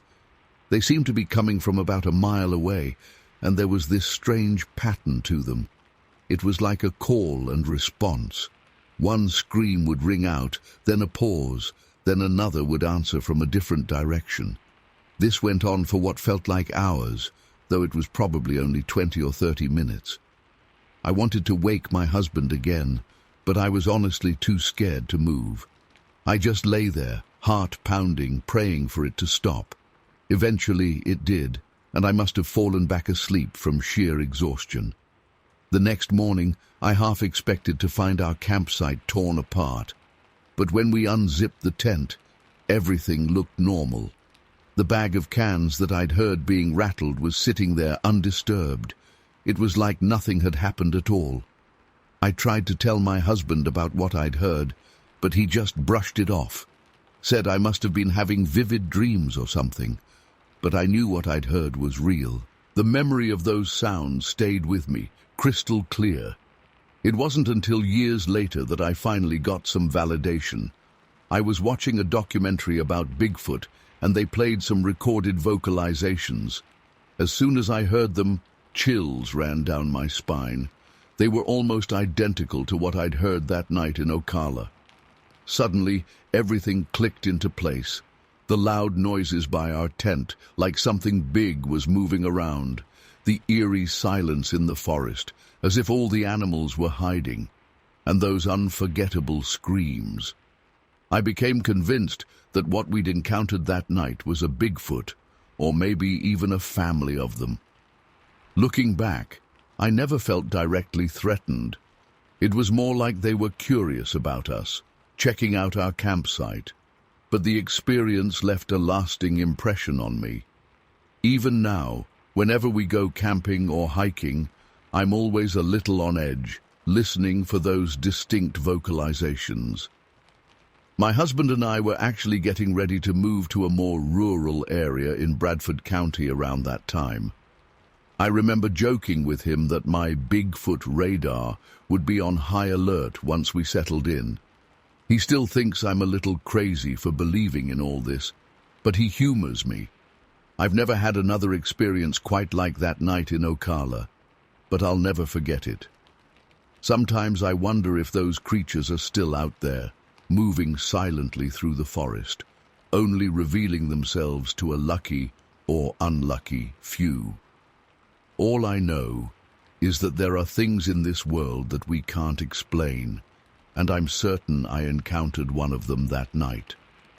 I've shared this story with a few people over the years, but most just give me that look, like they think I'm making it up or exaggerating. But I know what I heard. And if you've ever had an experience like this, you know that it changes you. You start seeing the world a little differently, always wondering what else might be out there that we don't understand. I still go camping and hiking. I won't let one strange experience ruin my love for the outdoors. But I'm definitely more aware now. I pay attention to every sound, every movement in the trees, and part of me hopes that someday I'll get another glimpse into that mysterious world. Not too close, mind you. I don't need another sleepless night like that one, but just enough to remind me that there's still magic and mystery in the world, even in places we think we know well. So if you're ever camping in Ocala National Forest, or really any dense woodland area, keep your ears open. You never know what you might hear in the dead of night, and if you do hear something, those distinct, chilling calls echoing through the trees, well, you're not alone. There are more of us out there who've experienced these things than you might think. We might not have all the answers, but we know what we've encountered, and it's something that stays with you for life. Story 11. I'll never forget that summer afternoon in 1994. It was a day like any other in Sioux County, Florida. I had decided to take my usual walk along the old logging road that cuts through the dense forest and swampland near my home. I always carried my trusty .22 pistol and brought along my grandmother's 2 dogs for company. Little did I know that this routine outing would change my life forever. As I made my way between 2 small swamps, something felt off. The air grew thick and heavy, and an eerie silence fell over the woods. It was as if someone had suddenly hit the mute button on nature itself. No birds chirping, no insects buzzing, just dead silence. The hair on the back of my neck stood up. I glanced down at the dogs and saw they had frozen in place, hackles raised. Their ears were pricked forward and their eyes were wide with fear. They sensed something I couldn't yet see or hear. That's when the smell hit me, a powerful, musky odor unlike anything I'd encountered before. It was primal and wild, making my stomach churn. Suddenly, a gust of wind whipped through the trees, even though the air had been still just moments ago. Leaves and debris swirled around me as I squinted up the hill, trying to figure out what was going on. That's when I saw it. About 50 yards away, standing between two massive oak trees, was the largest creature I've ever laid eyes on. It had to be at least 7 feet tall, maybe closer to 8, and built like a linebacker. Dark, matted fur covered its body, but what I remember most vividly were its eyes, intelligent and almost human-like, yet filled with a predatory intensity that made my blood run cold. As I stood there paralyzed with shock, the beast reached out with long, muscular arms and grabbed the trunks of the oak trees on either side of it. These weren't saplings. We're talking 25-30-foot tall oaks. With a display of raw power I still can't wrap my head around, it shook those trees like they were twigs. Then came the sound. God, that sound! It started as a low growl that quickly built into something between a roar and a scream. It was like nothing I'd ever heard before, not quite animal, not quite human. The sheer volume of it vibrated in my chest and seemed to echo through the entire forest. Adrenaline finally kicked in, and I fumbled for my pistol, my hands shaking so badly I could barely grip it. I turned to call the dogs, only to realize with horror that they had vanished. Whether they'd run off in terror or the creature had somehow made them disappear, I'll never know. I'd like to say I stood my ground or tried to get a better look at the thing. But the truth is, blind panic took over. I turned and ran faster than I ever have in my life, crashing through the underbrush until I reached the road. I didn't stop running until I made it home, slamming and locking the door behind me. I spent the next few days in a daze, trying to convince myself it had all been some kind of hallucination. But deep down, I knew what I'd seen was real. Part of me wanted to stay inside forever, but eventually I had to venture out again. I told myself lightning couldn't strike twice, that whatever I'd encountered was long gone. How wrong I was. About a week after the first incident, I decided to take my four-wheeler out for a spin, figuring the noise and speed would keep any wildlife at bay. I was cruising along at about 15 miles per hour when movement in my peripheral vision caught my eye. I turned my head and nearly lost control of the ATV. Keeping pace with me, just inside the tree line, was another massive brown-furred creature. This one seemed slightly smaller than the first, but still impossibly large. As I watched in horror, it effortlessly matched my speed, loping along on two legs with an unsettling, almost human-like gait. What happened next will haunt me for the rest of my days. The creature suddenly veered closer, and I caught a glimpse of its hands. They were enormous, with hairless palms that looked disturbingly human. In one of those hands was, oh God, even now it's hard to describe. It was holding a rabbit, but the poor thing had been turned completely inside out, as if it had been peeled like a banana. Before I could process what I was seeing, the creature reared back and hurled the mangled rabbit directly at me. It struck me square in the chest with a wet thud, nearly knocking me off the four-wheeler. I screamed and gunned the engine, tearing out of there as fast as the ATV would go. I've spent countless hours in the Florida wilderness. I've come face to face with panthers, wild hogs, and all manner of creatures. But nothing has ever filled me with the bone-deep terror I felt during those two encounters. The first creature had to have weighed at least 500 pounds, probably more. The way it moved, the intelligence in its eyes. It was like nothing that should exist in this world. And the second one, with those human-like hands. I still have nightmares about those hands. These experiences changed me profoundly. The forests I once loved now feel alien and threatening. Every shadow holds the potential for danger. I find myself constantly looking over my shoulder, jumping at every snapped twig or rustling leaf. I've tried to rationalize what happened, to find some logical explanation, but deep down, I know the truth. There's something out there in the swamps and forests of Sioux County, something that defies explanation, something that shouldn't exist but does. I don't expect anyone to believe me. Hell, there are days I can barely believe it myself. But I know what I saw. I know what I experienced. And I'll carry the memory of those encounters with me for the rest of my life. To this day, I can't shake the feeling that I was given a glimpse into a hidden world, a world where creatures from legend and nightmare walk among us, just out of sight. It's a sobering thought, and one that's forever changed the way I view the wilderness around me. I still venture out into the woods from time to time, but now I go armed with more than just a .22 pistol. I carry the knowledge that there are things in this world beyond our understanding, things that lurk in the shadows, waiting to remind us just how small and vulnerable we truly are. Story 12.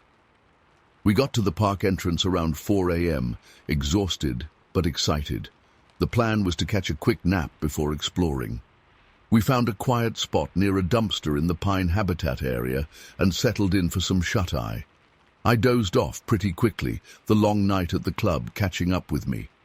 I'm not sure how long I was out, but I woke up to Jessica shaking me frantically. At first I was disoriented, annoyed at being woken up, but then I saw the look of absolute terror on her face. She was pointing out the window, her hand shaking. That's when I saw it. This massive thing was peering into our car, its face right up against the tinted window on Jessica's side. My blood ran cold. It was enormous, at least 7 feet tall, covered in thick reddish-brown fur. The face was almost human-like, but not quite. The eyes were deep-set, intelligent. It was clearly male. I froze, unable to move or speak. Jessica was whimpering softly beside me. The creature seemed curious, methodically investigating our car. It would peer in, then move around to another window, as if trying to get a better look inside. After what felt like an eternity, it moved away from the car towards the dumpster. Its arms were impossibly long, hanging well past its knees. As it approached the dumpster, a horrific smell hit us, like a skunk, but much worse. I felt nauseous. We watched in stunned silence as this thing started rummaging through the garbage. It picked up a discarded McDonald's bag, carefully tearing it apart and examining the contents. This went on for what must have been 30 minutes, the creature meticulously going through the trash. Jessica whispered that we should grab the gun from the glove compartment.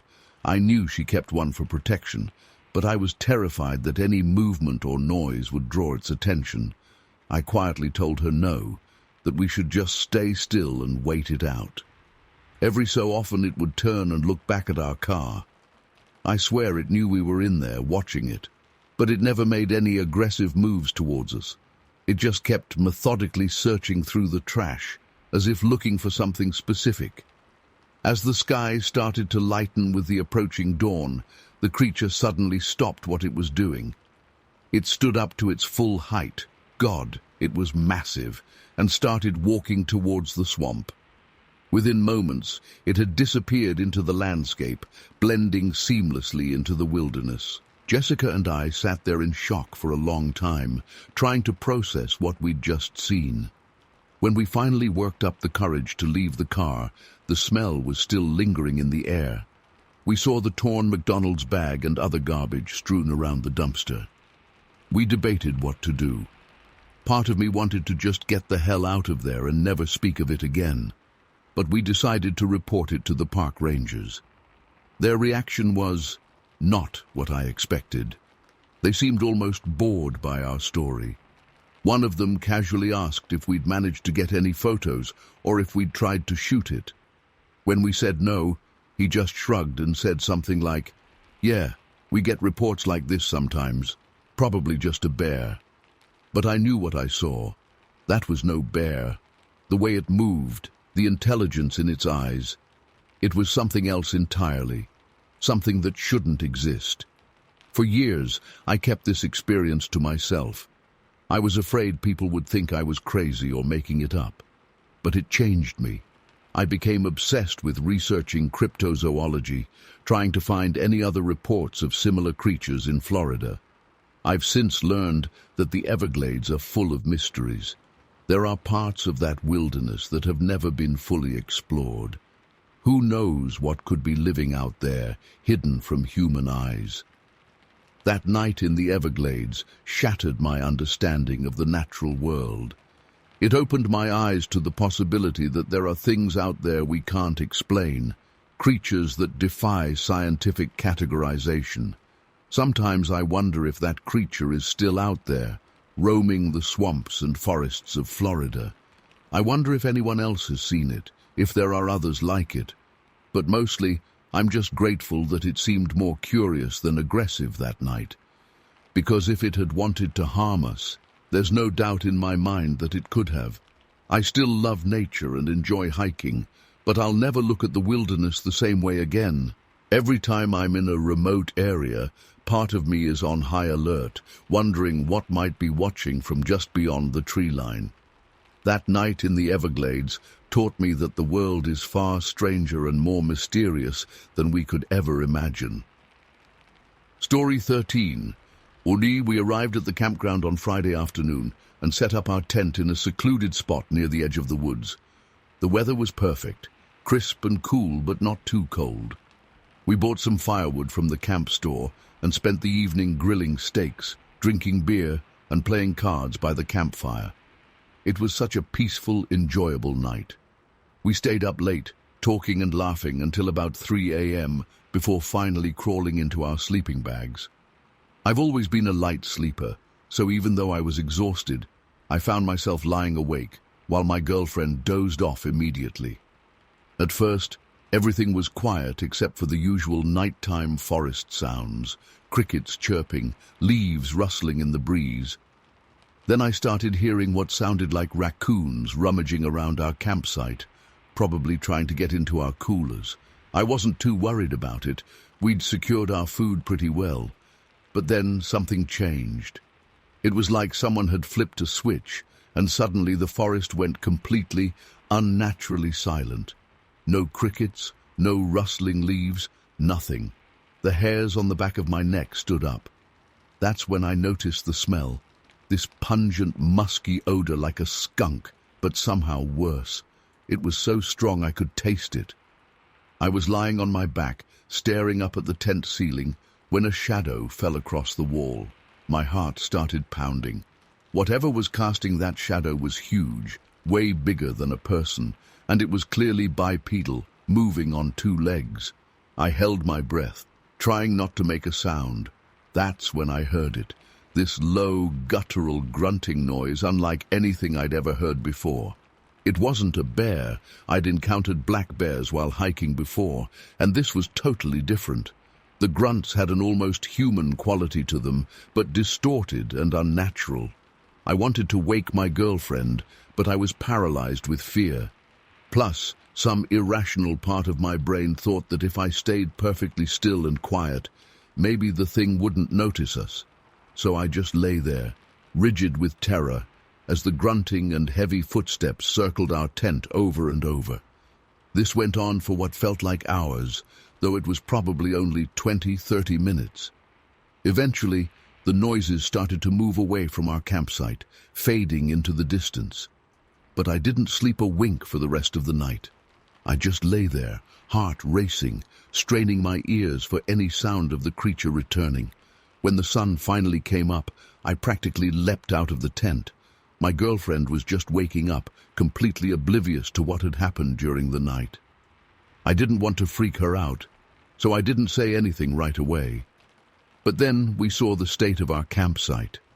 Our coolers had been completely destroyed, not just tipped over, but literally ripped apart. Food was strewn everywhere. At first glance, it looked like the work of raccoons gone wild. But as we surveyed the damage, it became clear that no raccoon could have done this. The heavy plastic coolers were in pieces, like they'd been smashed by something incredibly strong. There were these massive footprints in the dirt around our campsite, easily 16 inches long and 8 inches wide. They were vaguely human-shaped, but with weird proportions, and the stride length between them was huge, like 4 or 5 feet apart. My girlfriend was freaked out, asking what the hell could have done this. I hesitated, then told her what I'd experienced during the night. She was skeptical at first, thinking I must have had a vivid nightmare. But as we looked at the destroyed campsite and those massive footprints, she started to believe me. We decided to try to salvage what was left of our trip. We cleaned up as best we could and spent the day hiking and swimming, trying to shake off the weirdness of the night before. But I couldn't relax. I kept feeling like we were being watched from the woods. That night, it started raining lightly. We huddled in our tent, both on edge. Around midnight, we heard it again.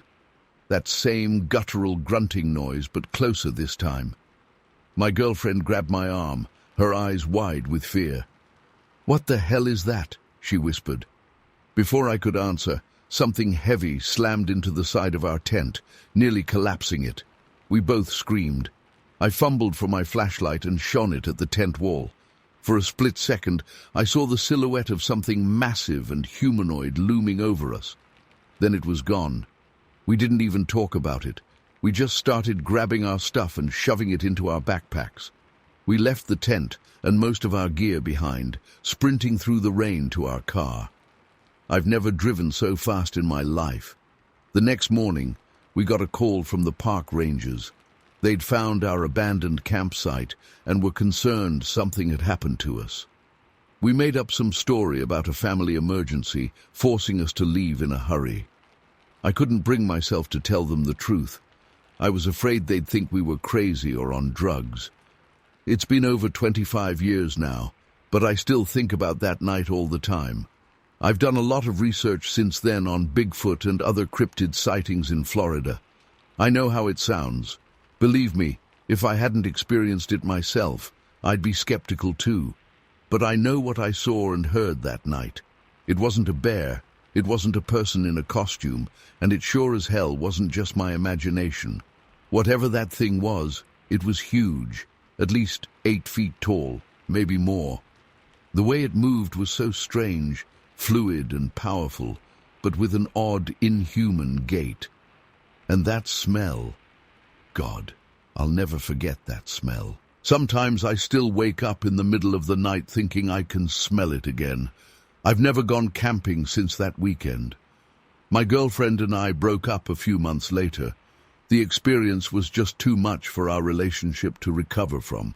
I still live in Florida, but I avoid the forests now. I know there are things out there that science can't explain. I just hope I never encounter one of them again. Story 14. That particular night, I woke up around 4 a.m., unable to sleep in the stifling Florida heat.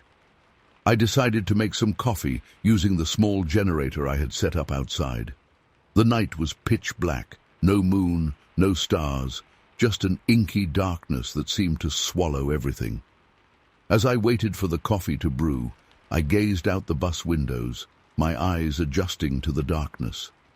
That's when I saw them, multiple pairs of glowing red eyes staring back at me through the windows. My blood ran cold. These weren't normal animal eyes.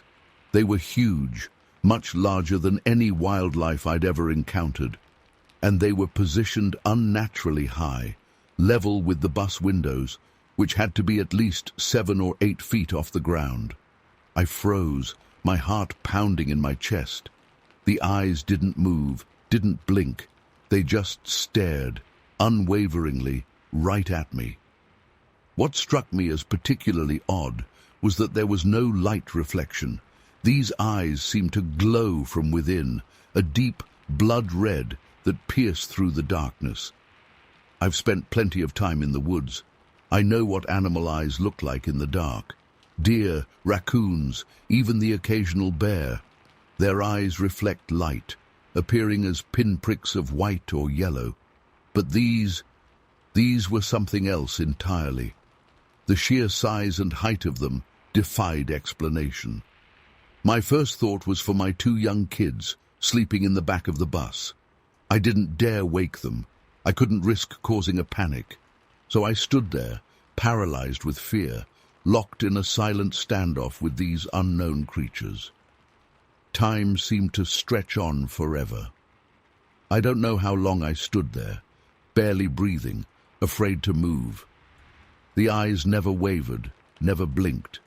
It was as if they were studying me, sizing me up. Eventually, I managed to tear my gaze away and glance at my watch. Nearly an hour had passed. When I looked back up, the eyes were gone, vanished as if they'd never been there at all. As soon as the sun began to rise, I rushed to the local flea market where a friend of mine had a booth. I must have looked like a madman, wild-eyed and babbling about what I'd seen. I told him I wanted to sell the property, all of it, right then and there. I didn't care about taking a loss. I just wanted out. My friend tried to calm me down, suggesting it might have been a group of deer or some other animals. But I knew what I saw. Those eyes were not natural, not of this world. The height alone made it impossible for them to belong to any known animal. In the light of day, I managed to pull myself together. I didn't sell the property. It was meant to be a fresh start for my family, and I couldn't let one strange night ruin that. But I never felt truly comfortable there again. Every night, I'd find myself staring out the windows, half expecting to see those red eyes staring back at me. We finished building the mobile home and lived on that property for a few years. But I never went out at night alone again. I installed floodlights all around the property, kept a loaded shotgun by the bed, and got a couple of big dogs. Still, I never felt safe. The strange thing is, nothing else ever happened. No strange noises, no unexplained footprints, no livestock going missing. None of the things you'd expect if there were large, unknown creatures lurking in the woods. It was just that one night, those eyes in the darkness. I've tried to rationalize it over the years. Maybe it was a trick of the light, a reflection off the windows, or my mind playing tricks on me in the early morning hours. But deep down, I know what I saw. Those eyes were real, and whatever they belonged to was not of this world. I've heard stories since then, whispers of strange creatures in the Florida wilderness. Skunk apes, they call them, Florida's version of Bigfoot. But what I saw that night doesn't match any of those descriptions. The eyes were too high, too unnatural. Sometimes late at night I still wake up in a cold sweat, the memory of those red eyes burning in my mind. I've never told many people about what happened. Who would believe me? But I know what I saw, and it's changed the way I look at the world. There are things out there, in the dark corners of the wilderness, that defy explanation. Things that maybe we're not meant to understand. I sold that property years ago, moved back to the city where the nights are never truly dark. But even now, decades later, I can't shake the feeling that something was out there that night, watching me. Something that doesn't belong in our world.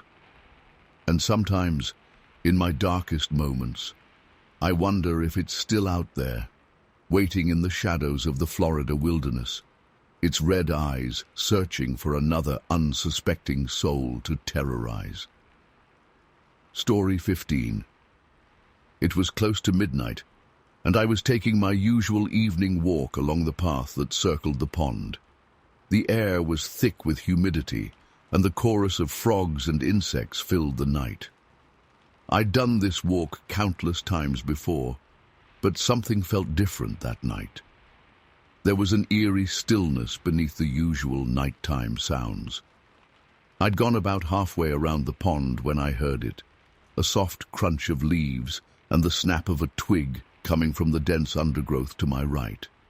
At first, I didn't think much of it. We often had deer and other wildlife wandering near the cabins, but as I continued walking, the sounds kept pace with me. I stopped, and the noises ceased. When I started walking again, they resumed. That's when the hairs on the back of my neck began to stand up. This wasn't the random movement of a deer. Whatever was out there was tracking me. I quickened my pace, and the footfalls to my right sped up too. The thing moved through the thick jungle with impossible speed and silence. Anyone who's spent time in the Everglades knows how dense and unforgiving the vegetation is. A person trying to move that fast would be leaving a trail of destruction and probably bleeding from 100 cuts. But this thing was gliding through it like it wasn't even there. My heart was pounding in my chest as I realized the footsteps were getting closer. They were widely spaced, much longer than a human stride, and they were moving on a path that would intersect with mine just ahead. In a moment of desperation, I tried to scare it off. I've dealt with aggressive dogs before, so I turned towards the sound, made myself as big as possible, and shouted, "Hey, get out of here!" The forest went dead silent for a moment.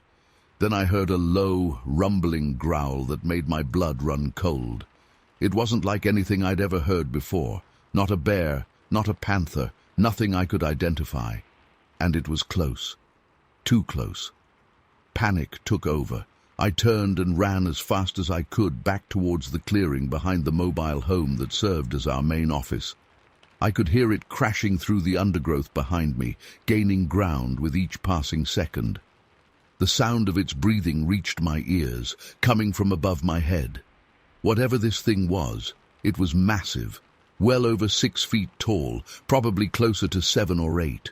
I burst into the clearing, gasping for air, my legs feeling like jelly. The floodlight on the back of the mobile home flickered on, triggered by my movement. For a moment, I thought I saw a huge dark shape at the edge of the trees, but then it was gone, retreating into the woods with a series of loud crashes. I stood there trembling, for what felt like hours, but was probably only a few minutes. The director of the institute, awakened by the commotion, came out with his .44 Magnum. I tried to explain what had happened, but I could tell he didn't believe me. He walked the perimeter of the clearing, gun at the ready, but found nothing. "Probably just an escaped pet cougar or something," he said, trying to reassure me. But I knew better. This was no cougar. This was something else entirely. I spent the rest of the night huddled in my cabin, jumping at every sound. When dawn finally broke, I went out to look for tracks, but the ground was too hard and dry to hold prints. The only evidence of my encounter was a few broken branches high up in the trees, much higher than any known animal in the area could reach. That experience changed me. I'd always thought I understood the wilderness, but that night showed me how much we don't know. There are things out there, creatures we haven't classified, that roam the wild places of the world. I don't think what I encountered was benign. It felt territorial, aggressive. Maybe it had had bad experiences with humans before, but I can say with certainty that it was intelligent. The way it stalked me, the way it moved. This was no mindless beast. I left the Everglades Institute a week later. I couldn't bring myself to walk those paths again, always feeling like something was watching me from the shadows. Even now, years later, I can't shake the memory of that night. The sound of those footfalls, the hot breath on the back of my neck, the growl that seemed to vibrate through my very bones.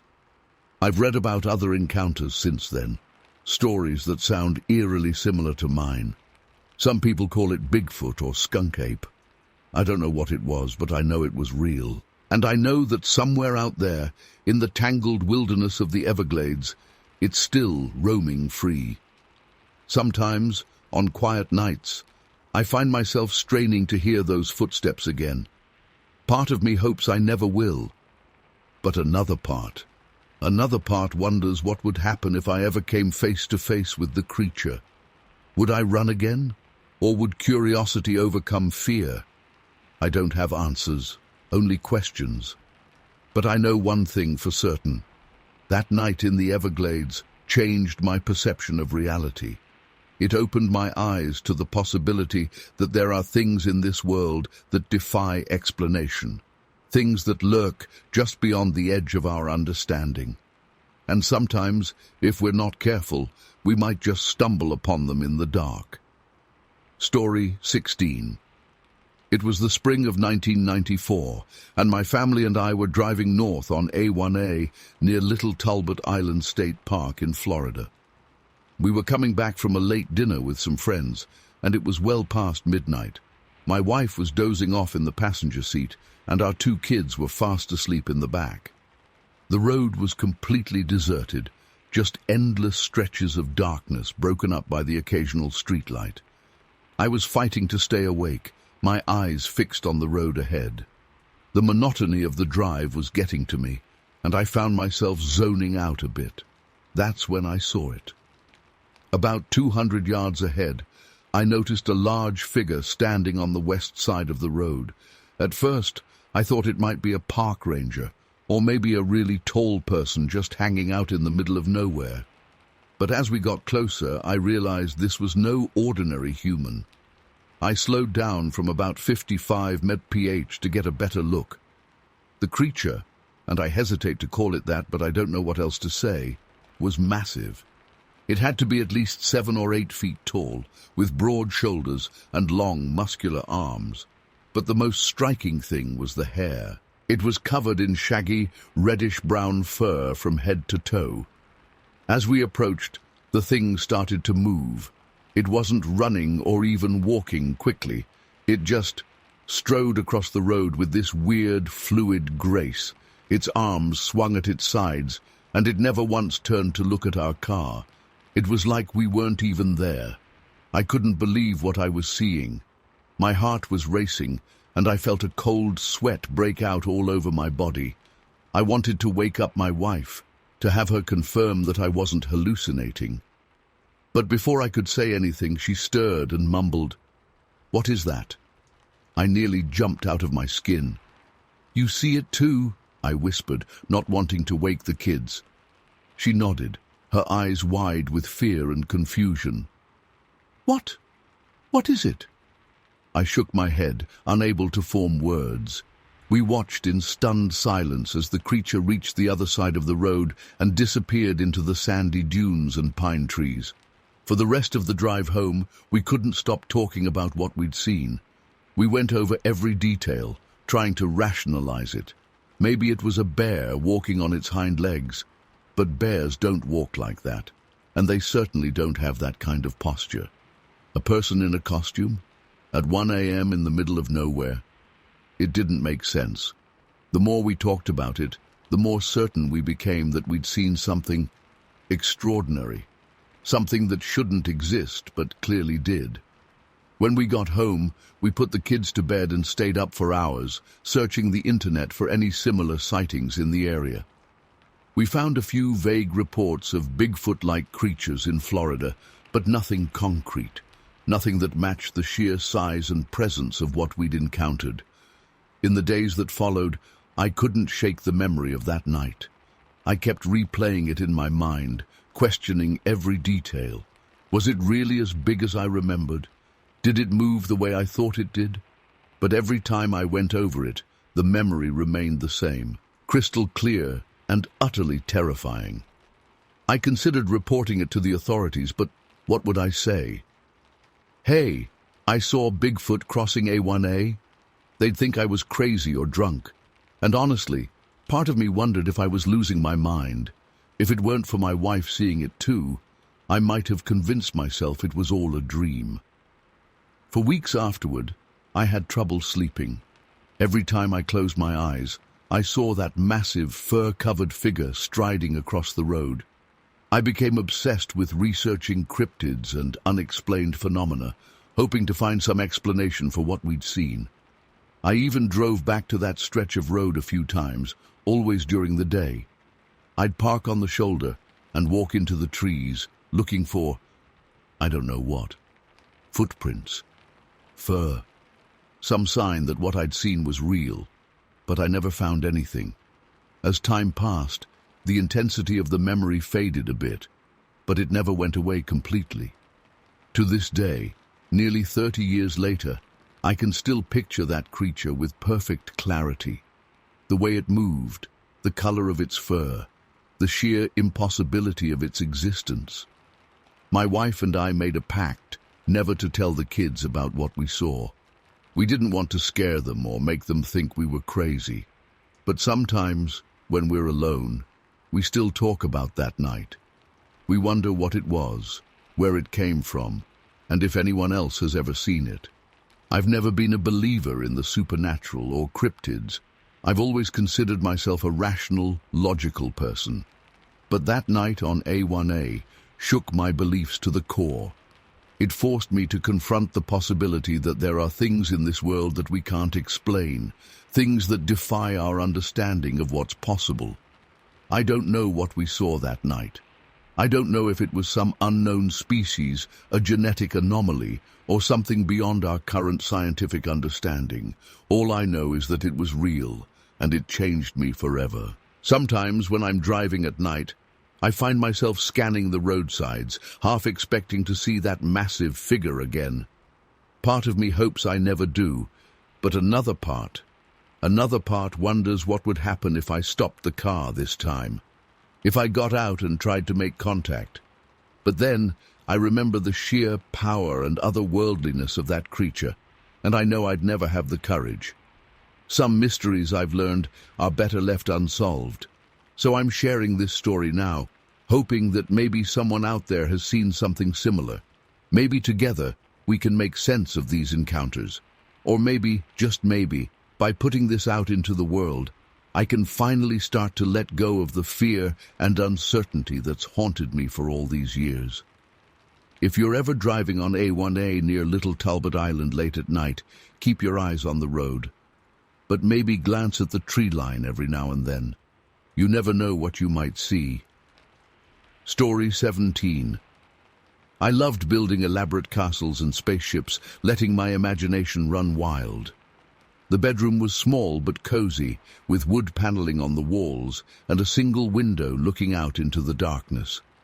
I remember feeling safe and content as I stacked the colorful bricks, completely absorbed in my own little world. Suddenly, I felt an overwhelming sensation that I was being watched. The hairs on the back of my neck stood up, and a chill ran down my spine. Slowly, I turned towards the window, and what I saw made my blood run cold. There, peering in through the glass, were two glowing red eyes staring directly at me.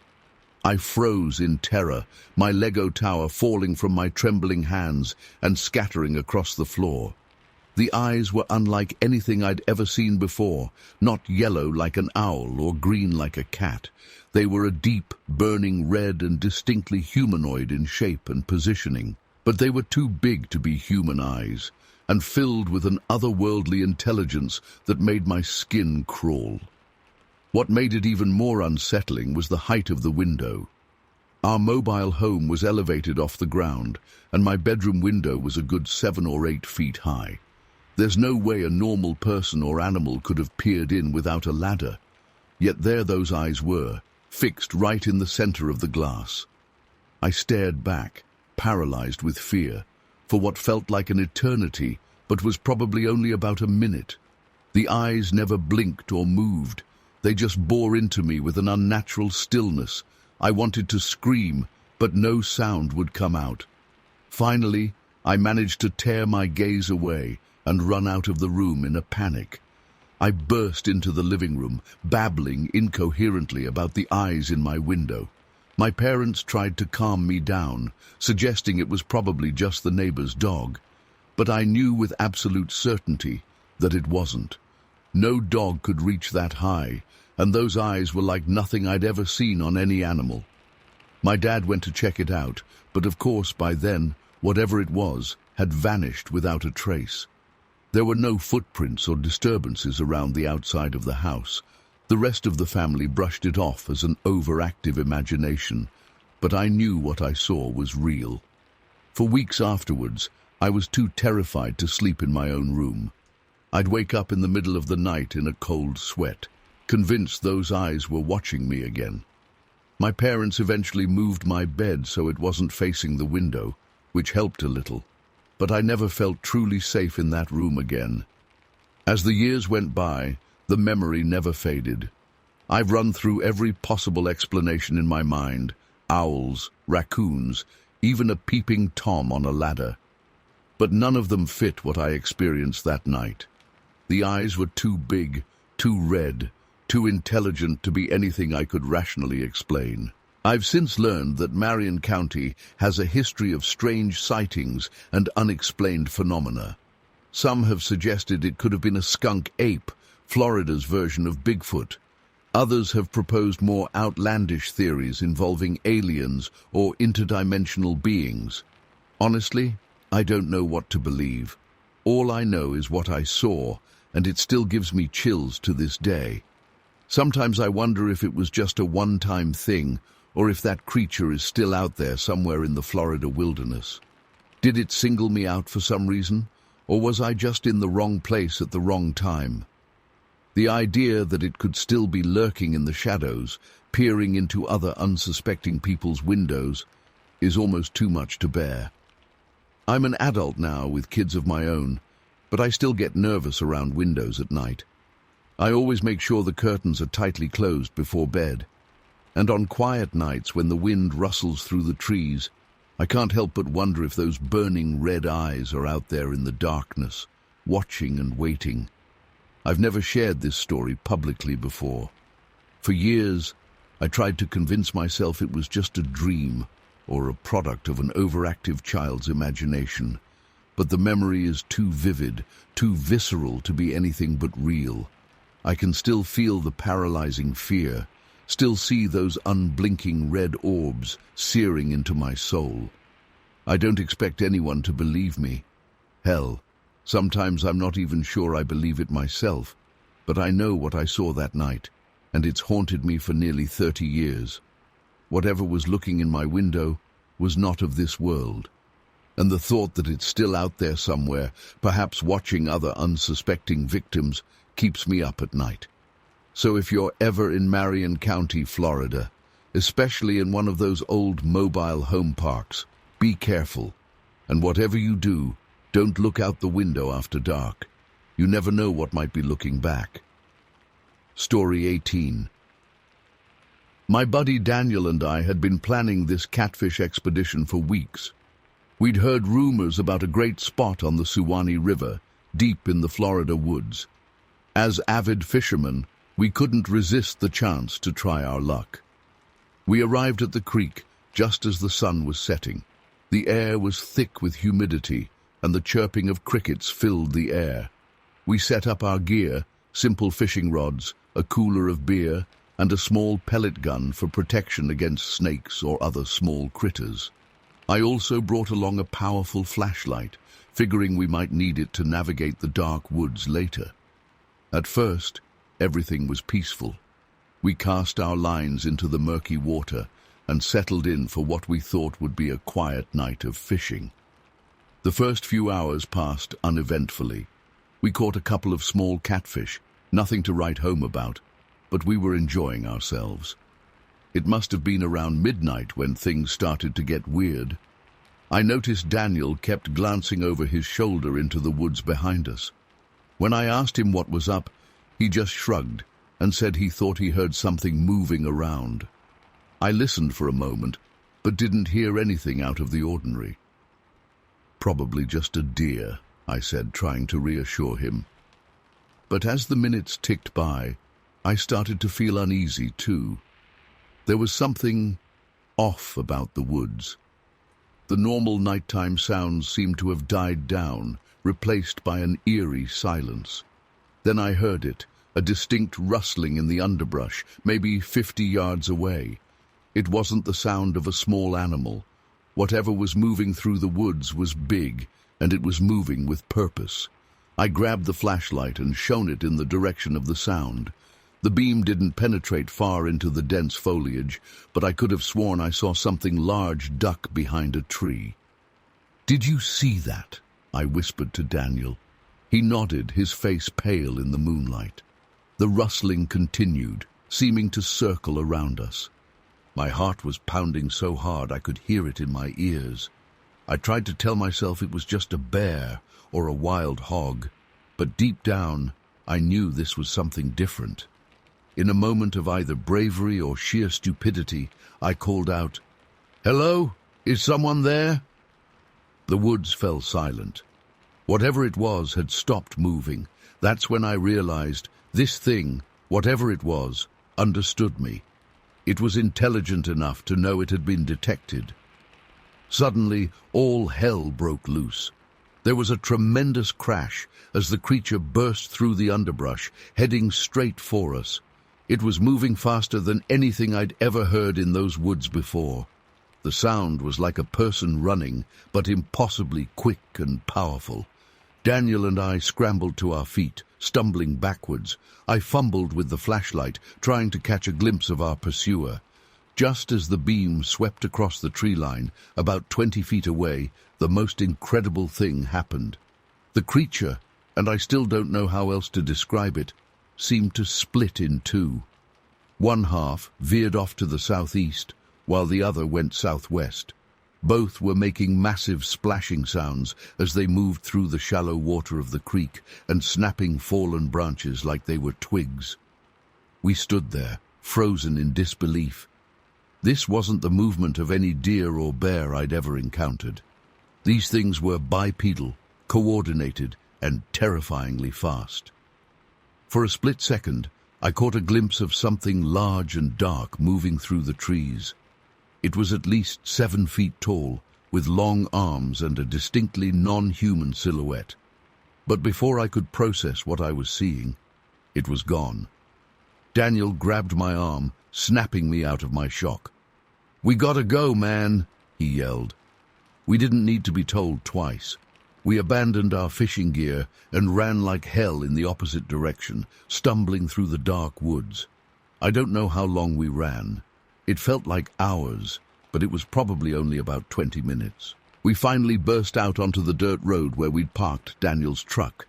We jumped in, and he gunned the engine, peeling out onto the main road. As we sped away, I kept looking back, half expecting to see something chasing us. But there was nothing, just the dark, empty road behind us.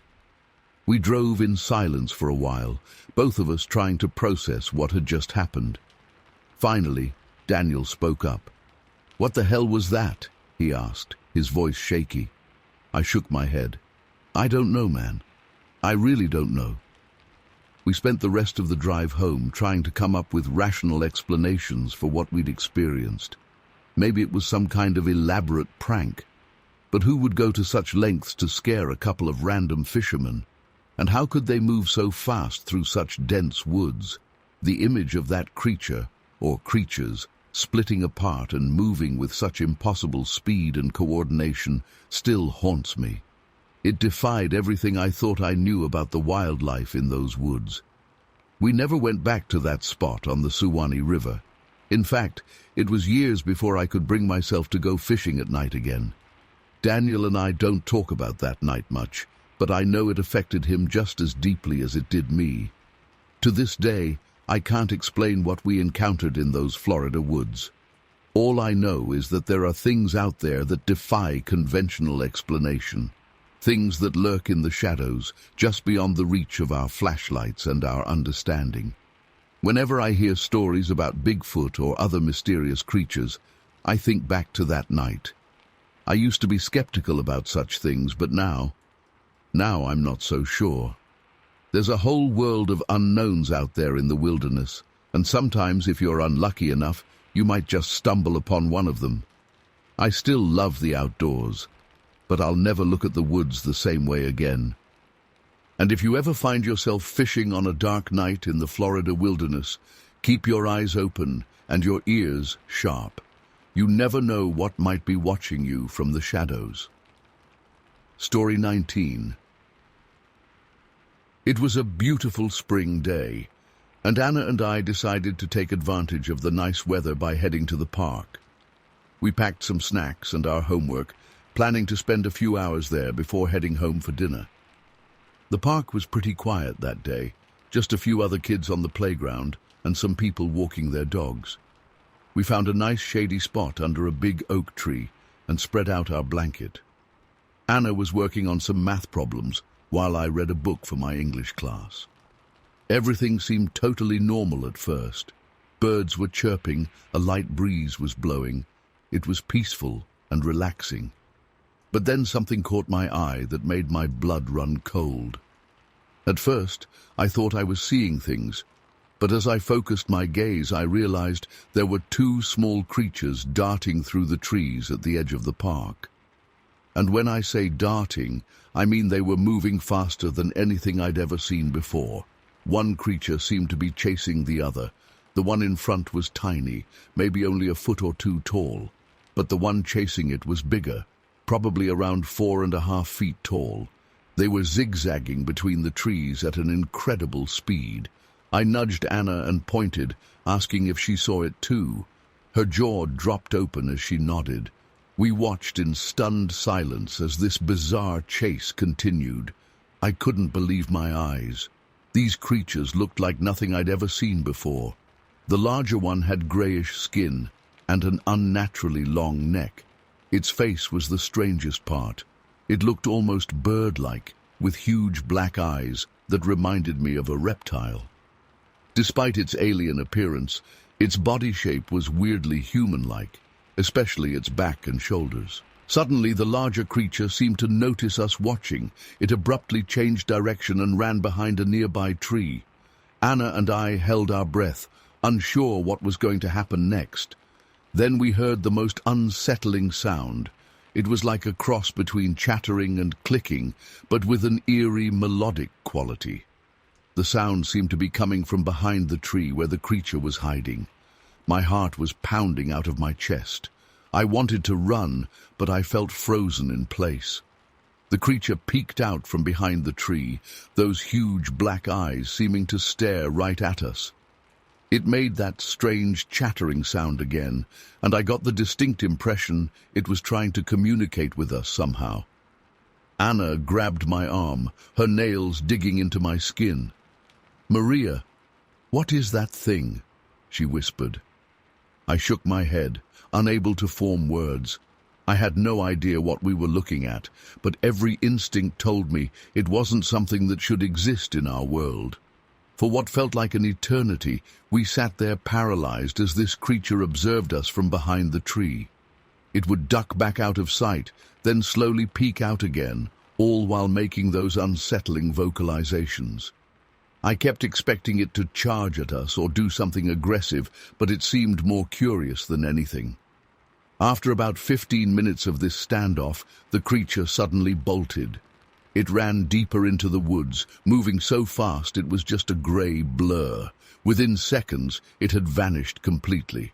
Anna and I sat there in shocked silence for several minutes, trying to process what we had just witnessed. Finally, Anna turned to me with tears in her eyes. "Maria, what was that? Was it real? I'm scared." I hugged her tightly, my own hands shaking. I don't know what it was, but I saw it too. It was real. I tried to sound calm and reassuring, but inside I was terrified and confused. Nothing in my 15 years of life had prepared me for an encounter like this. We quickly packed up our things and practically ran home. I debated whether or not to tell our parents, worried they would think we were making it up or going crazy. But the experience felt too real and too scary to keep to ourselves. When we got home, we nervously told our mom and dad what we had seen. They exchanged worried glances, clearly unsure how to react. Dad suggested it was probably just some kids in costumes playing a prank. Mom wondered if we had eaten something that disagreed with us and caused hallucinations. Neither explanation felt right to me, but I understood their skepticism. If I hadn't seen it with my own eyes, I wouldn't have believed it either. That night, I barely slept. Every time I closed my eyes, I saw those huge black reptilian eyes staring at me. The chattering sound echoed in my head. I couldn't shake the feeling that we had witnessed something beyond human understanding. The next day, against my parents' advice, I decided to report what we had seen to the local police. I felt like I had a responsibility to let the authorities know, in case other people had similar encounters. But as soon as I started describing the creatures to the officer at the front desk, I could see the disbelief and amusement in his eyes. "Listen, kid," he said with a patronizing smile, "we get all kinds of crazy reports around here. People think they see aliens, ghosts, you name it. But 99% of the time it's just their imagination running wild. Why don't you head on home and try to forget about it?" I left the police station feeling frustrated and invalidated. I knew what I had seen was real, but I also realized that no one was going to take me seriously. How could they, when what I was describing defied all logic and scientific understanding? In the weeks and months that followed, I became obsessed with trying to make sense of our encounter. I scoured the internet, which was pretty limited back then, for any similar reports. I checked out every book on cryptozoology and unexplained phenomena from the library. I even started sneaking back to the park alone, hoping to catch another glimpse of the creatures. But I never saw them again. Life gradually returned to normal, but I was forever changed by that afternoon in the park. I developed a deep fascination with biology and evolution, wondering if perhaps what we had seen was some kind of new species emerging. Could the Earth be undergoing changes that were producing life forms we couldn't yet explain? As I got older, I learned to be selective about who I shared my story with. Most people reacted with disbelief or concerned looks, as if questioning my sanity. But every once in a while, I'd meet someone who had their own inexplicable experience to share. Those connections made me feel less alone in carrying the weight of what I had witnessed. Now, almost 30 years later, I still think about that day often. I've never been able to fully explain or understand what Anna and I saw, but I know in my heart that it was real. Sometimes I wonder if those creatures are still out there somewhere, hidden away in the forests of Florida. And I can't help but wonder how many other bizarre and undiscovered life forms might be sharing our world, just beyond the edges of what we think we know. I've come to believe that the universe is far stranger and more complex than most of us realize. My encounter in Fort Lauderdale Park opened my eyes to possibilities I had never considered before. While part of me remains haunted by the memory, another part feels privileged to have glimpsed something truly extraordinary. A reminder that there is still so much mystery left to explore in our world. Story 20. We'd been steaming upriver for near on a week when the captain ordered us to make port at a remote logging outpost. As we tied up to the rickety dock, I noticed a commotion on shore. A crowd had gathered round something, all hollering and carrying on. My curiosity got the better of me, and I slipped away from my duties to see what all the fuss was about. As I elbowed my way through the throng, the stench hit me first, a foul, musky odor that made my eyes water. Then I heard it, a low, rumbling growl that sent shivers down my spine. Finally breaking through to the front, I saw them. Lord have mercy. I'll never forget that sight as long as I live. There, in a sturdy iron cage, sat the most fearsome creatures I'd ever laid eyes on. The biggest one must have been 9 feet tall if it was an inch, covered in coarse brown hair from head to toe. Its face was, well, it was like looking at some unholy mix of man and beast. Those eyes, though, there was an intelligence there, a spark of something almost human. It made my blood run cold. Huddled beside the giant were 2 smaller versions, clearly its offspring. They cowered and whimpered, clinging to their mother's fur. A well-dressed gentleman stood proudly beside the cage, regaling the crowd with tales of how he'd captured these marvels of nature. Said his name was Robert Lincoln, some big-shot explorer from Boston. Claimed he'd been trekking through the wilderness when he stumbled upon the creature's lair. Lincoln went on and on about the scientific importance of his find, how he planned to transport them back east for study. But all I could think about was the anguish in that mother's eyes as she tried to comfort her terrified young. As night fell, the crowd dispersed, and Lincoln retired to his tent. I couldn't sleep a wink, my mind racing. Around midnight, I snuck back down to the cages, drawn by some force I can't explain. As I approached, the big one's eyes locked onto mine. I swear, in that moment, I felt a connection, like it was pleading with me for help. Without really thinking, I found myself fumbling with the lock. My hands shook something fierce, but finally I heard that blessed click. I barely managed to leap back as the cage door swung open and those beasts came barreling out. The roar that beast let out as it tasted freedom, Lord, it like to split the night in two. I heard shouts and commotion from the camp as men were roused from their sleep. Panicked, I dove into some nearby bushes. What happened next? Well, it's hard to describe. That creature, it moved faster than anything that size had a right to. 1 minute it was there, the next it had melted into the shadows with its young. I caught glimpses as it tore through the camp, tents ripped to shreds, men scattering in terror. Lincoln himself came charging out, shotgun in hand, but he was no match for that beast. With one swipe of its massive paw, it sent him flying. I winced as I heard bones crack. Then, as quickly as it began, it was over. The creatures vanished into the night, leaving destruction in their wake. The next few hours were chaos as the men tended to the wounded and tried to make sense of what had happened. I kept my mouth shut tight, praying no one had seen me near those cages. When questioned, I claimed to have slept through the whole ordeal. As dawn broke, we set about repairing the damage. Lincoln was loaded onto our steamboat, his dreams of fame and fortune dashed.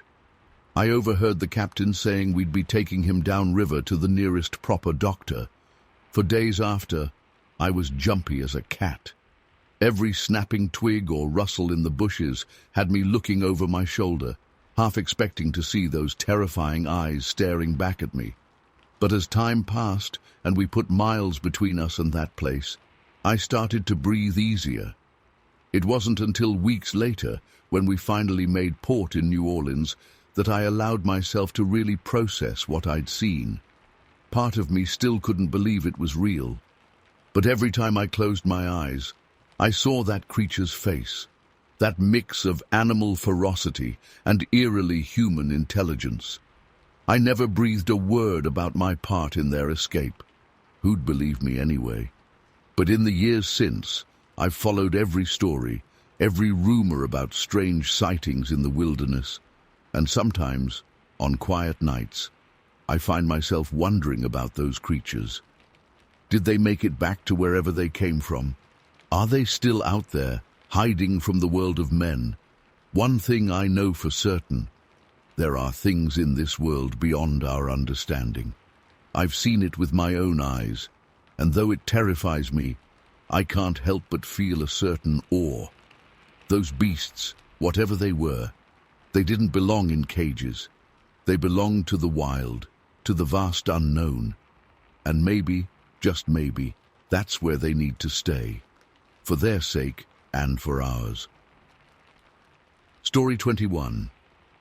I was just a young boy when it happened, but the memory of that day at Fish Lake still haunts me over 40 years later. It was early December 1839, and an unusually warm day for that time of year in Indiana. My pa had taken me fishing at the lake, hoping to catch some bluegill for supper. We arrived at the shore just after sunrise. The mist was still rising off the water as we unloaded our poles and bait from the wagon. Everything seemed peaceful and quiet, just like any other fishing trip. If only I'd known how wrong I was. As we walked along the sandy beach looking for a good spot to set up, I noticed some strange tracks in the wet sand, They looked almost like a child's footprints, but there was something off about them. The toes seemed longer and more spread out than normal.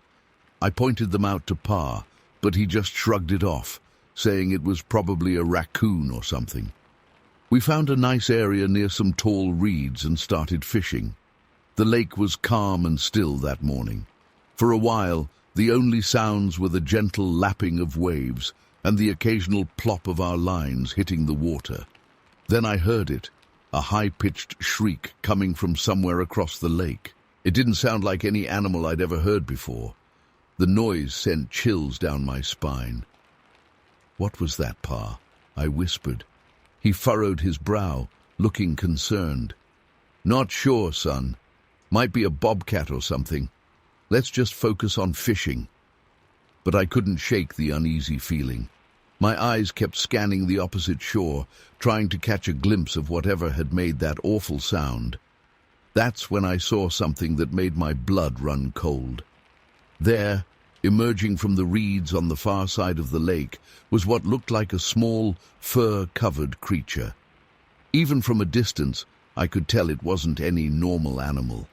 It moved in a way that was almost human. My mouth went dry as I tugged on Pa's sleeve. Look over there," I stammered, pointing across the water. He squinted, then his eyes went wide. "Good Lord," he muttered under his breath. The creature was wading into the lake now.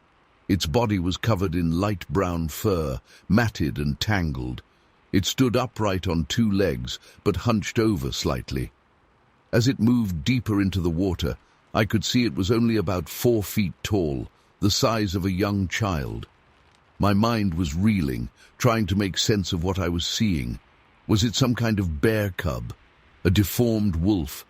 But deep down, I knew it was something else entirely, something unnatural. Suddenly, the creature dove under the surface with surprising grace. Pa and I watched in stunned silence as it swam through the water with incredible speed, barely making a ripple. After a few moments, its head popped up again, now clutching a large fish in its mouth. The sight of it tearing into that fish with sharp teeth and claws made my stomach turn. This was no ordinary animal. It moved and behaved like some nightmarish blend of human and beast. Pa must have had the same thought, because he started packing up our gear with shaking hands. "We need to go, now," he said in a low, urgent voice. I didn't argue. But as we hurriedly gathered our things, another blood-curdling shriek pierced the air. The creature had spotted us. To my horror, it began swimming directly towards us with inhuman speed. Up close, I could see its face clearly for the first time. It had wild, feral eyes and a mouth full of pointed teeth. But there was an unsettling intelligence behind that savage expression. Pa grabbed me by the arm, and we ran as fast as we could back towards the wagon. I could hear splashing behind us as the creature reached the shore and began its pursuit on land. My heart was pounding so hard I thought it might burst. Just as we reached the tree line, I made the mistake of looking back.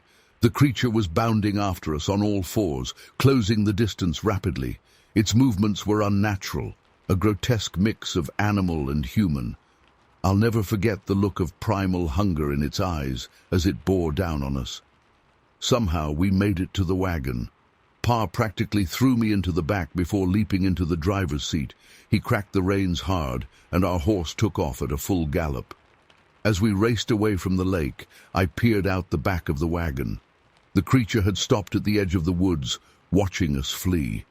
It let out one final bone-chilling cry before disappearing back into the forest. For weeks afterwards, I had terrible nightmares about that day.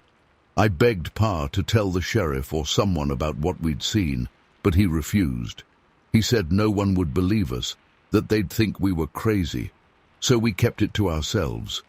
But word started to spread around town about strange sightings near Fish Lake. Fishermen reported glimpses of a small, fur-covered figure darting through the reeds.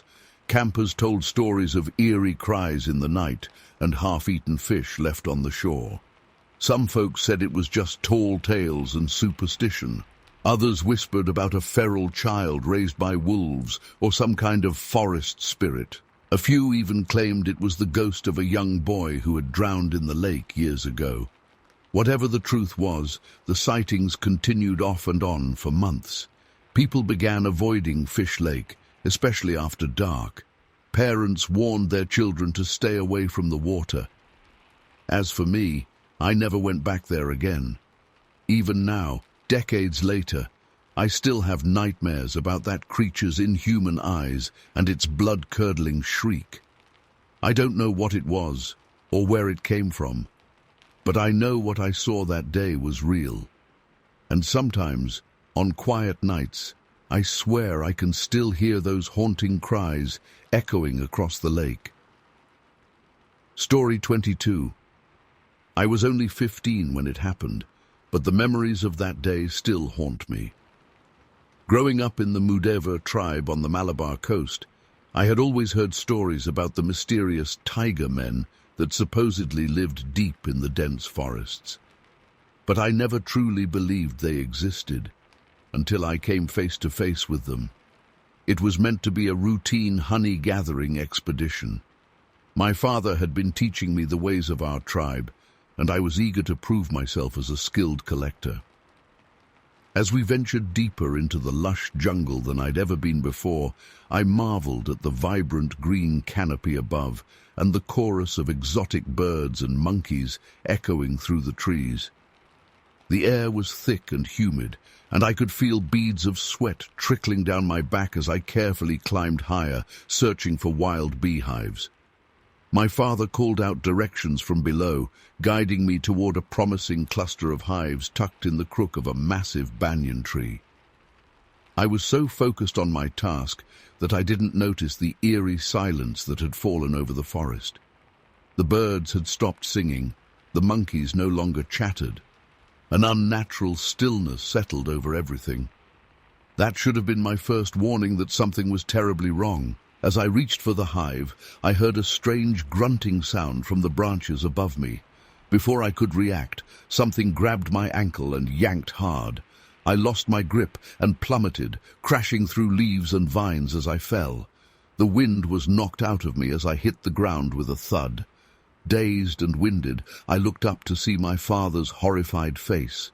He was shouting something, but a high-pitched ringing in my ears drowned out his words. As my vision cleared, I realized we were surrounded by short, stocky figures covered in reddish-brown fur. Their faces were ape-like, with protruding jaws and sharp teeth bared in snarls. Tiger men. The creatures from our tribe's legends were real, and they had us trapped. Everything happened so fast after that. My father tried to fight them off, swinging his machete wildly, but he was outnumbered. I watched in terror as they overwhelmed him, their powerful arms subduing him easily, despite their small stature. One of them struck him hard on the head with a crude wooden club. He crumpled to the ground, blood trickling from the wound. I tried to run to him, but rough hands seized me from behind. I thrashed and kicked, but their grip was like iron. Coarse fur brushed against my skin as they pinned my arms. The pungent, musky odor emanating from them made me gag. A gnarled hand clamped over my mouth, stifling my screams. I bit down hard, tasting blood. The creature howled in pain and rage. The last thing I saw was a club swinging towards my head before everything went black. I'm not sure how long I was unconscious. When I came to, I found myself in a crude nest high up in the trees. My wrists and ankles were bound tightly with vines. Every inch of my body ached, and my head throbbed where I'd been struck. Blinking away the fog of confusion, I took in my surroundings. The nest was made of woven branches and leaves, forming a sturdy platform between several massive trees. Similar nests dotted the canopy as far as I could see. Movement caught my eye, dark, furry forms swinging from branch to branch with surprising agility. Fear clutched at my chest as the reality of my situation sunk in. I had been captured by the tiger men, and based on the gnawed bones scattered around the nest, I had a sickening feeling about what they planned to do with me. I don't know how long I was held captive in that nightmarish place. Time seemed to lose all meaning. Day blended into night as I drifted in and out of consciousness, delirious from dehydration and terror.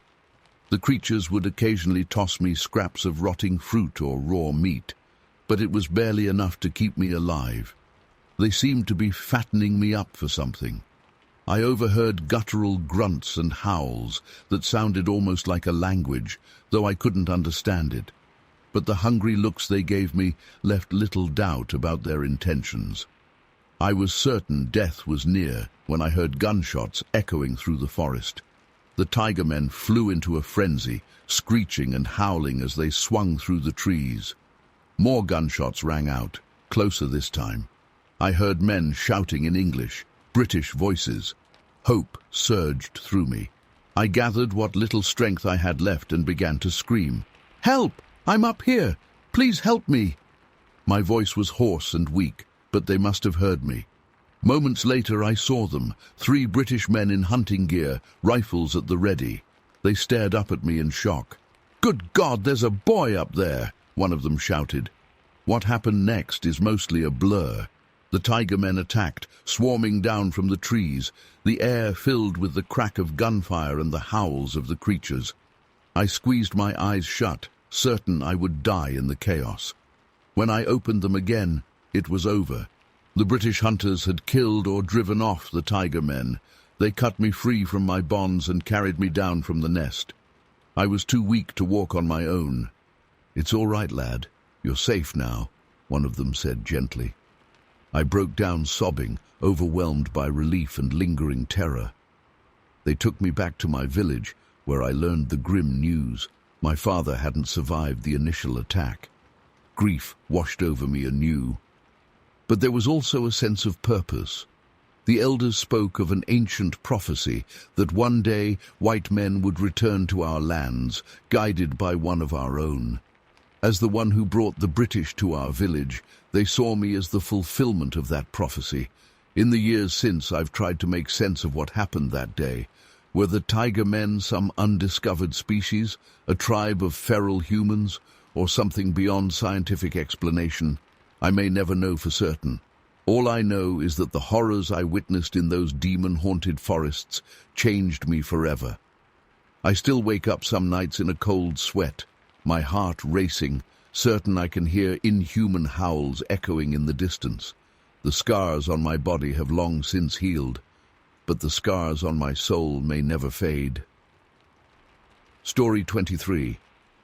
My partner and I had been working as trappers in the Montana and Idaho territories for several seasons.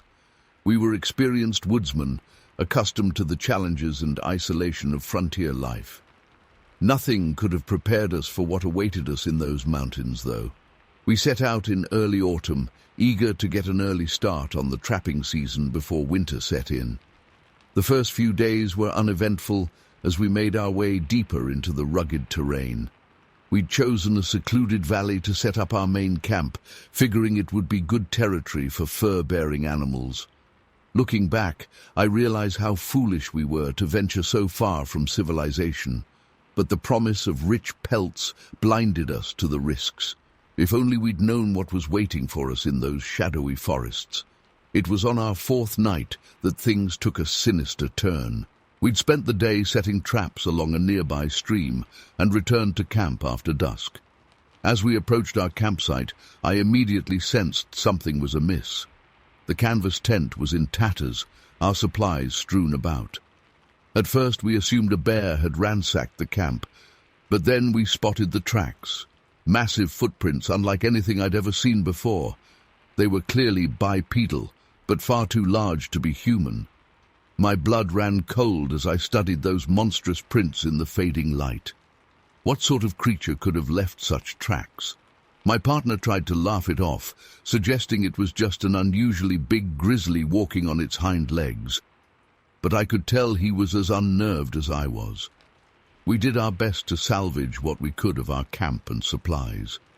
Sleep did not come easy that night, as we took turns keeping watch, straining our ears for any sound of the intruder's return. Dawn broke without incident. but an oppressive feeling of dread had settled over us. We debated abandoning the expedition then and there. In the end, greed won out. We'd invested too much time and resources to turn back empty-handed, so we stubbornly pressed on, moving our camp to a new location and redoubling our trapping efforts. For the next 2 days, an uneasy quiet prevailed, but I could not shake the feeling that we were being watched. More than once I caught glimpses of movement in the forest out of the corner of my eye, but when I turned to look, there was nothing there, just endless trees and lengthening shadows. My partner grew increasingly agitated, muttering about something out there stalking us. I tried to calm his nerves, but privately I shared his fears. There was a palpable sense of malevolence in the air. On the 3rd night after the camp attack, all hell broke loose. I was jolted awake by blood-curdling screams coming from my partner's side of the tent. Fumbling for my rifle, I burst outside to find an unimaginable scene of carnage. My partner's mutilated body lay sprawled on the ground, his throat torn out. Looming over him was a massive, hair-covered creature, unlike anything I'd ever seen.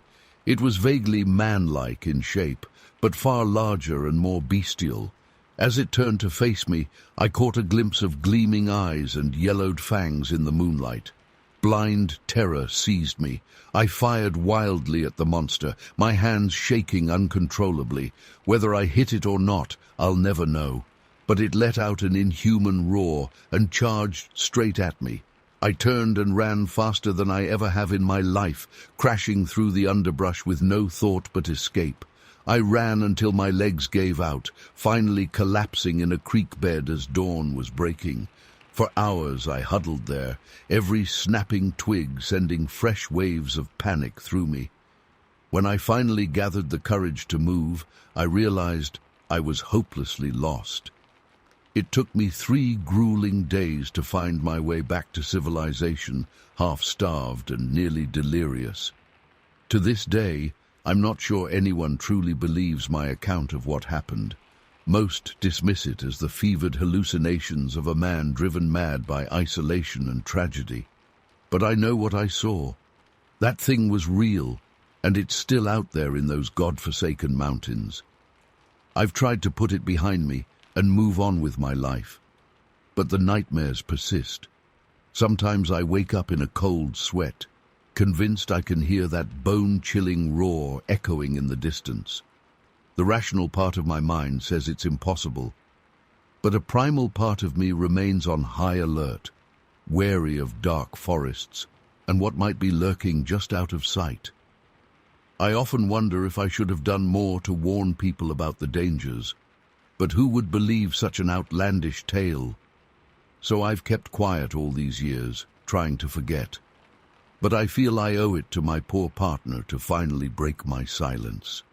Let this serve as a caution to anyone venturing into those remote wilderness areas. There are things in this world beyond our understanding, terrible things that should be left alone. Sometimes ignorance truly is bliss. I'd give anything to unsee what I witnessed that night, to go back to viewing the world as I did before, free from the knowledge of what horrors exist in the shadows. But that innocence is lost to me forever. All I can do now is try to find some measure of peace and pray that creature never ventures beyond its mountain domain. I still have nightmares about those awful yellow fangs and the inhuman strength it possessed. The way it snapped my partner's neck like a twig still makes me shudder. No natural animal could have done that. This was something else entirely, something that should not exist in our world. The guilt weighs on me as well. I often wonder if I could have done more to save my partner. Maybe if I'd been quicker with my rifle, or if we'd heeded the warning signs and left when we had the chance. But in my heart, I know it wouldn't have mattered. That thing was unstoppable, and we never stood a chance against it.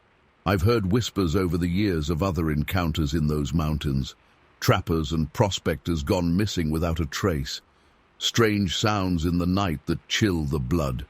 Most folks write it off as tall tales, but I know better. That creature is still out there, waiting in the darkness.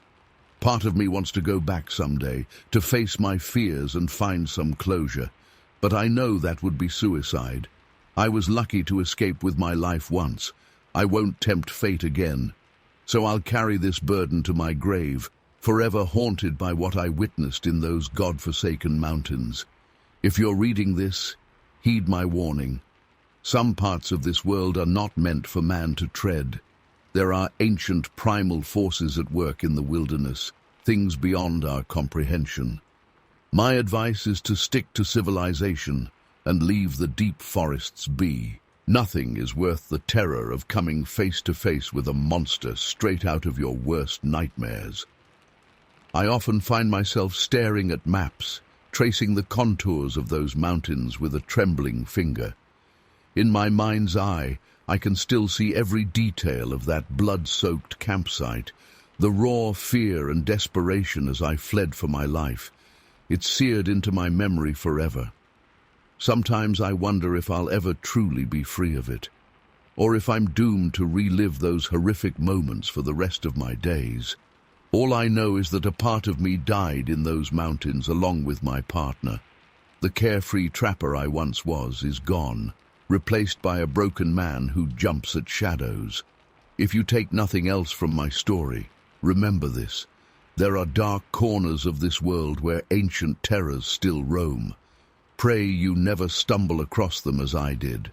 Some mysteries are better left unsolved, some frontiers better left unexplored. Let my cautionary tale be a warning to all who would venture too deep into the wild places of the earth. Here there be monsters, and they are all too real. Story 24. As I approached our yurt, I heard strange sounds coming from inside. Not my baby's familiar cries, but something else, something guttural and animalistic. My heart began to race as I rushed to the entrance, fearing some wild animal had gotten inside. But nothing could have prepared me for the sight that greeted my eyes. There, in the dim light of our home, was a creature I can only describe as a wild woman. She was crouched on the floor, completely naked and covered from head to toe in thick, matted hair. And to my utter shock and revulsion, she had my precious baby boy cradled in her hairy arms, nursing him at her breast. I stood frozen in the doorway, my mind reeling as I tried to process the impossible scene before me. The wild woman's back was to me, and she seemed oblivious to my presence. I could hear wet suckling sounds as my baby fed contentedly. Part of me wanted to rush in and snatch him away, but fear kept me rooted to the spot. What if the creature attacked? As my eyes adjusted to the gloom, I took in more details of the bizarre intruder. Her hair was a tangled mess of brown and grey, hanging in dirty clumps down her back. Her skin, where visible beneath the hair, was leathery and weathered. She was hunched over, almost ape-like in her posture. Yet there was something undeniably human in her form as well. Suddenly, as if sensing my presence, the wild woman's head snapped up. She turned, and our eyes met. I'll never forget that face as long as I live. It was twisted and feral, yet with an undeniable spark of intelligence in those dark eyes. For a split second, we just stared at each other in mutual shock. Then I found my voice and let out a blood-curdling scream. The wild woman's reaction was instant. She shoved my baby aside and bolted for the door with inhuman speed. I barely had time to stumble out of the way as she barreled past me. There was a blur of matted hair and the overpowering stench of unwashed body as she fled. I rushed to my crying baby, scooping him up and checking frantically for any injuries. To my immense relief, he seemed completely unharmed. As I clutched him to my chest, my eyes darted wildly around, searching for any sign of the creature. But she had vanished as suddenly as she had appeared. For hours afterward, I sat huddled in the yurt, clutching my son and jumping at every little sound. When my husband finally returned from hunting that evening, he found me still shaking and barely coherent. At first he didn't believe my wild tale, but as I recounted every detail, the color drained from his face. He had heard stories, passed down through generations, of the Almas, wild ape-like humanoids said to roam the most remote reaches of the Altai Mountains. But like most, he had dismissed them as mere legends. Now he wasn't so sure. Word spread quickly through our small nomadic community. Some of the elders nodded gravely, recounting similar tales they had heard in their youth. Others scoffed and said, I must have dozed off and had a vivid nightmare. A few even suggested, not unkindly, that the stress of new motherhood had caused me to hallucinate. But I knew what I had seen. In the days and weeks that followed, I found myself jumping at shadows, terrified the wild woman would return. I couldn't shake the image of her cradling my son, nursing him as if he were her own. It was as if some primal maternal instinct had drawn her to the sound of a crying baby. My husband and the other men searched the surrounding wilderness for any sign of the creature, but found nothing. As time passed and she didn't reappear, life slowly returned to normal. But I never again left my baby alone, not even for a moment. Years went by, and eventually we left that place, moving our herd to new grazing lands. I told the story to my children as they grew, and later to my grandchildren. Most listened with wide eyes, but I could tell they saw it as just another piece of folklore, like the tales of spirits and monsters that every child grows up hearing. But I know the truth. That wild woman was real as you or me. Sometimes I wonder what became of her. Was she truly the last of her kind, or are there others out there lurking in the vast wilderness? Did she have a family, a tribe of her own kind hidden away in some remote valley? And in my darkest moments I wonder, what if she had taken my son that day? Would she have raised him as her own, teaching him to survive in the harsh wilderness? Would he have grown to be more animal than human? These questions haunt me still, all these decades later. I've never been able to fully explain or understand what happened that day. Was it simply a desperate feral human drawn by instinct to a crying infant? Or was it something more? A missing link? A creature somewhere between man and beast? I suppose I'll never know for certain.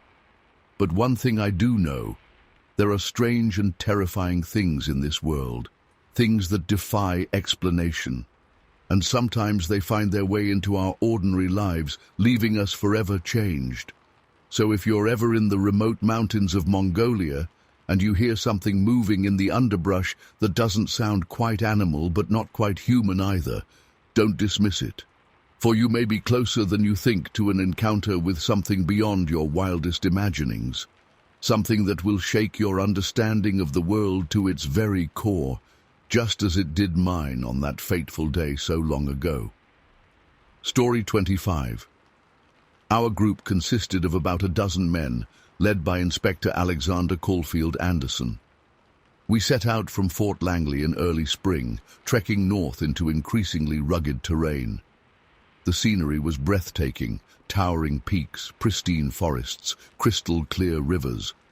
But there was also an eerie silence that seemed to blanket the wilderness. No birds singing, no small animals scurrying about, just an oppressive quiet that set my nerves on edge. After several weeks of travel, we made camp in a narrow valley nestled between two steep mountain slopes. As we sat around the fire that evening, Inspector Anderson briefed us on our mission to explore new trapping grounds and establish trade relations with the local indigenous tribes. He warned us to stay alert, as there had been rumors of strange creatures in these parts. I remember laughing it off at the time. What kind of creatures could possibly be a threat to a group of well-armed men? How naive I was. The attack came suddenly in the middle of the night. I was jolted awake by blood-curdling screams and the sounds of chaos erupting all around me. As I scrambled out of my tent, I saw massive, shadowy figures moving on the ridges above our camp. They were hurling huge boulders down at us with incredible force. One of the rocks struck a man near me, crushing him instantly. His body made a sickening sound as it crumpled to the ground.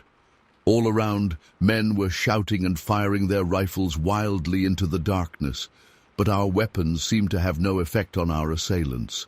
In the faint moonlight, I caught glimpses of our attackers. They were enormous, easily 8 or 9 feet tall, with thick matted hair covering their bodies. Their faces were a terrifying mix of ape and man, with heavy brows and powerful jaws. The stench of them filled the air, a putrid, musky odor that made me gag. Inspector Anderson was shouting orders, trying to rally us into a defensive formation, but it was chaos. Rocks continued to rain down, smashing our supplies and equipment. I saw one man's head split open like a melon. The screams of the wounded and dying filled the air. I dove behind a large boulder, heart pounding in my chest. Peering out, I saw one of the creatures descending the slope towards our camp. Its movements were unnaturally quick and fluid for something so large. With horror, I realized it was heading straight for me. Time seemed to slow down as the monster approached. I could see every detail of its face, the yellowed fangs, the burning red eyes, the leathery skin stretched over its skull. This was no man in a costume or some undiscovered ape. This was something else entirely, something that should not exist in our world. Just as the creature was about to reach me, a blast from a shotgun knocked it backwards. Inspector Anderson had come to my rescue, emptying both barrels into the beast's chest. But incredibly, it was still alive. With a roar of rage, it lumbered back up the slope and disappeared into the shadows. The attack ended as abruptly as it began. Within minutes, the valley was silent once again, save for the moans of the injured. As the sun began to rise, we took stock of the devastation. Half our men were dead or badly wounded. Our supplies were destroyed. Those of us still able to walk were shell-shocked, unable to comprehend what we had just experienced. Inspector Anderson gathered the survivors, and we quickly broke camp, leaving our dead behind. We had no choice but to flee, as we were in no condition to mount a defense if the creatures returned. For days we stumbled through the wilderness, constantly looking over our shoulders in fear.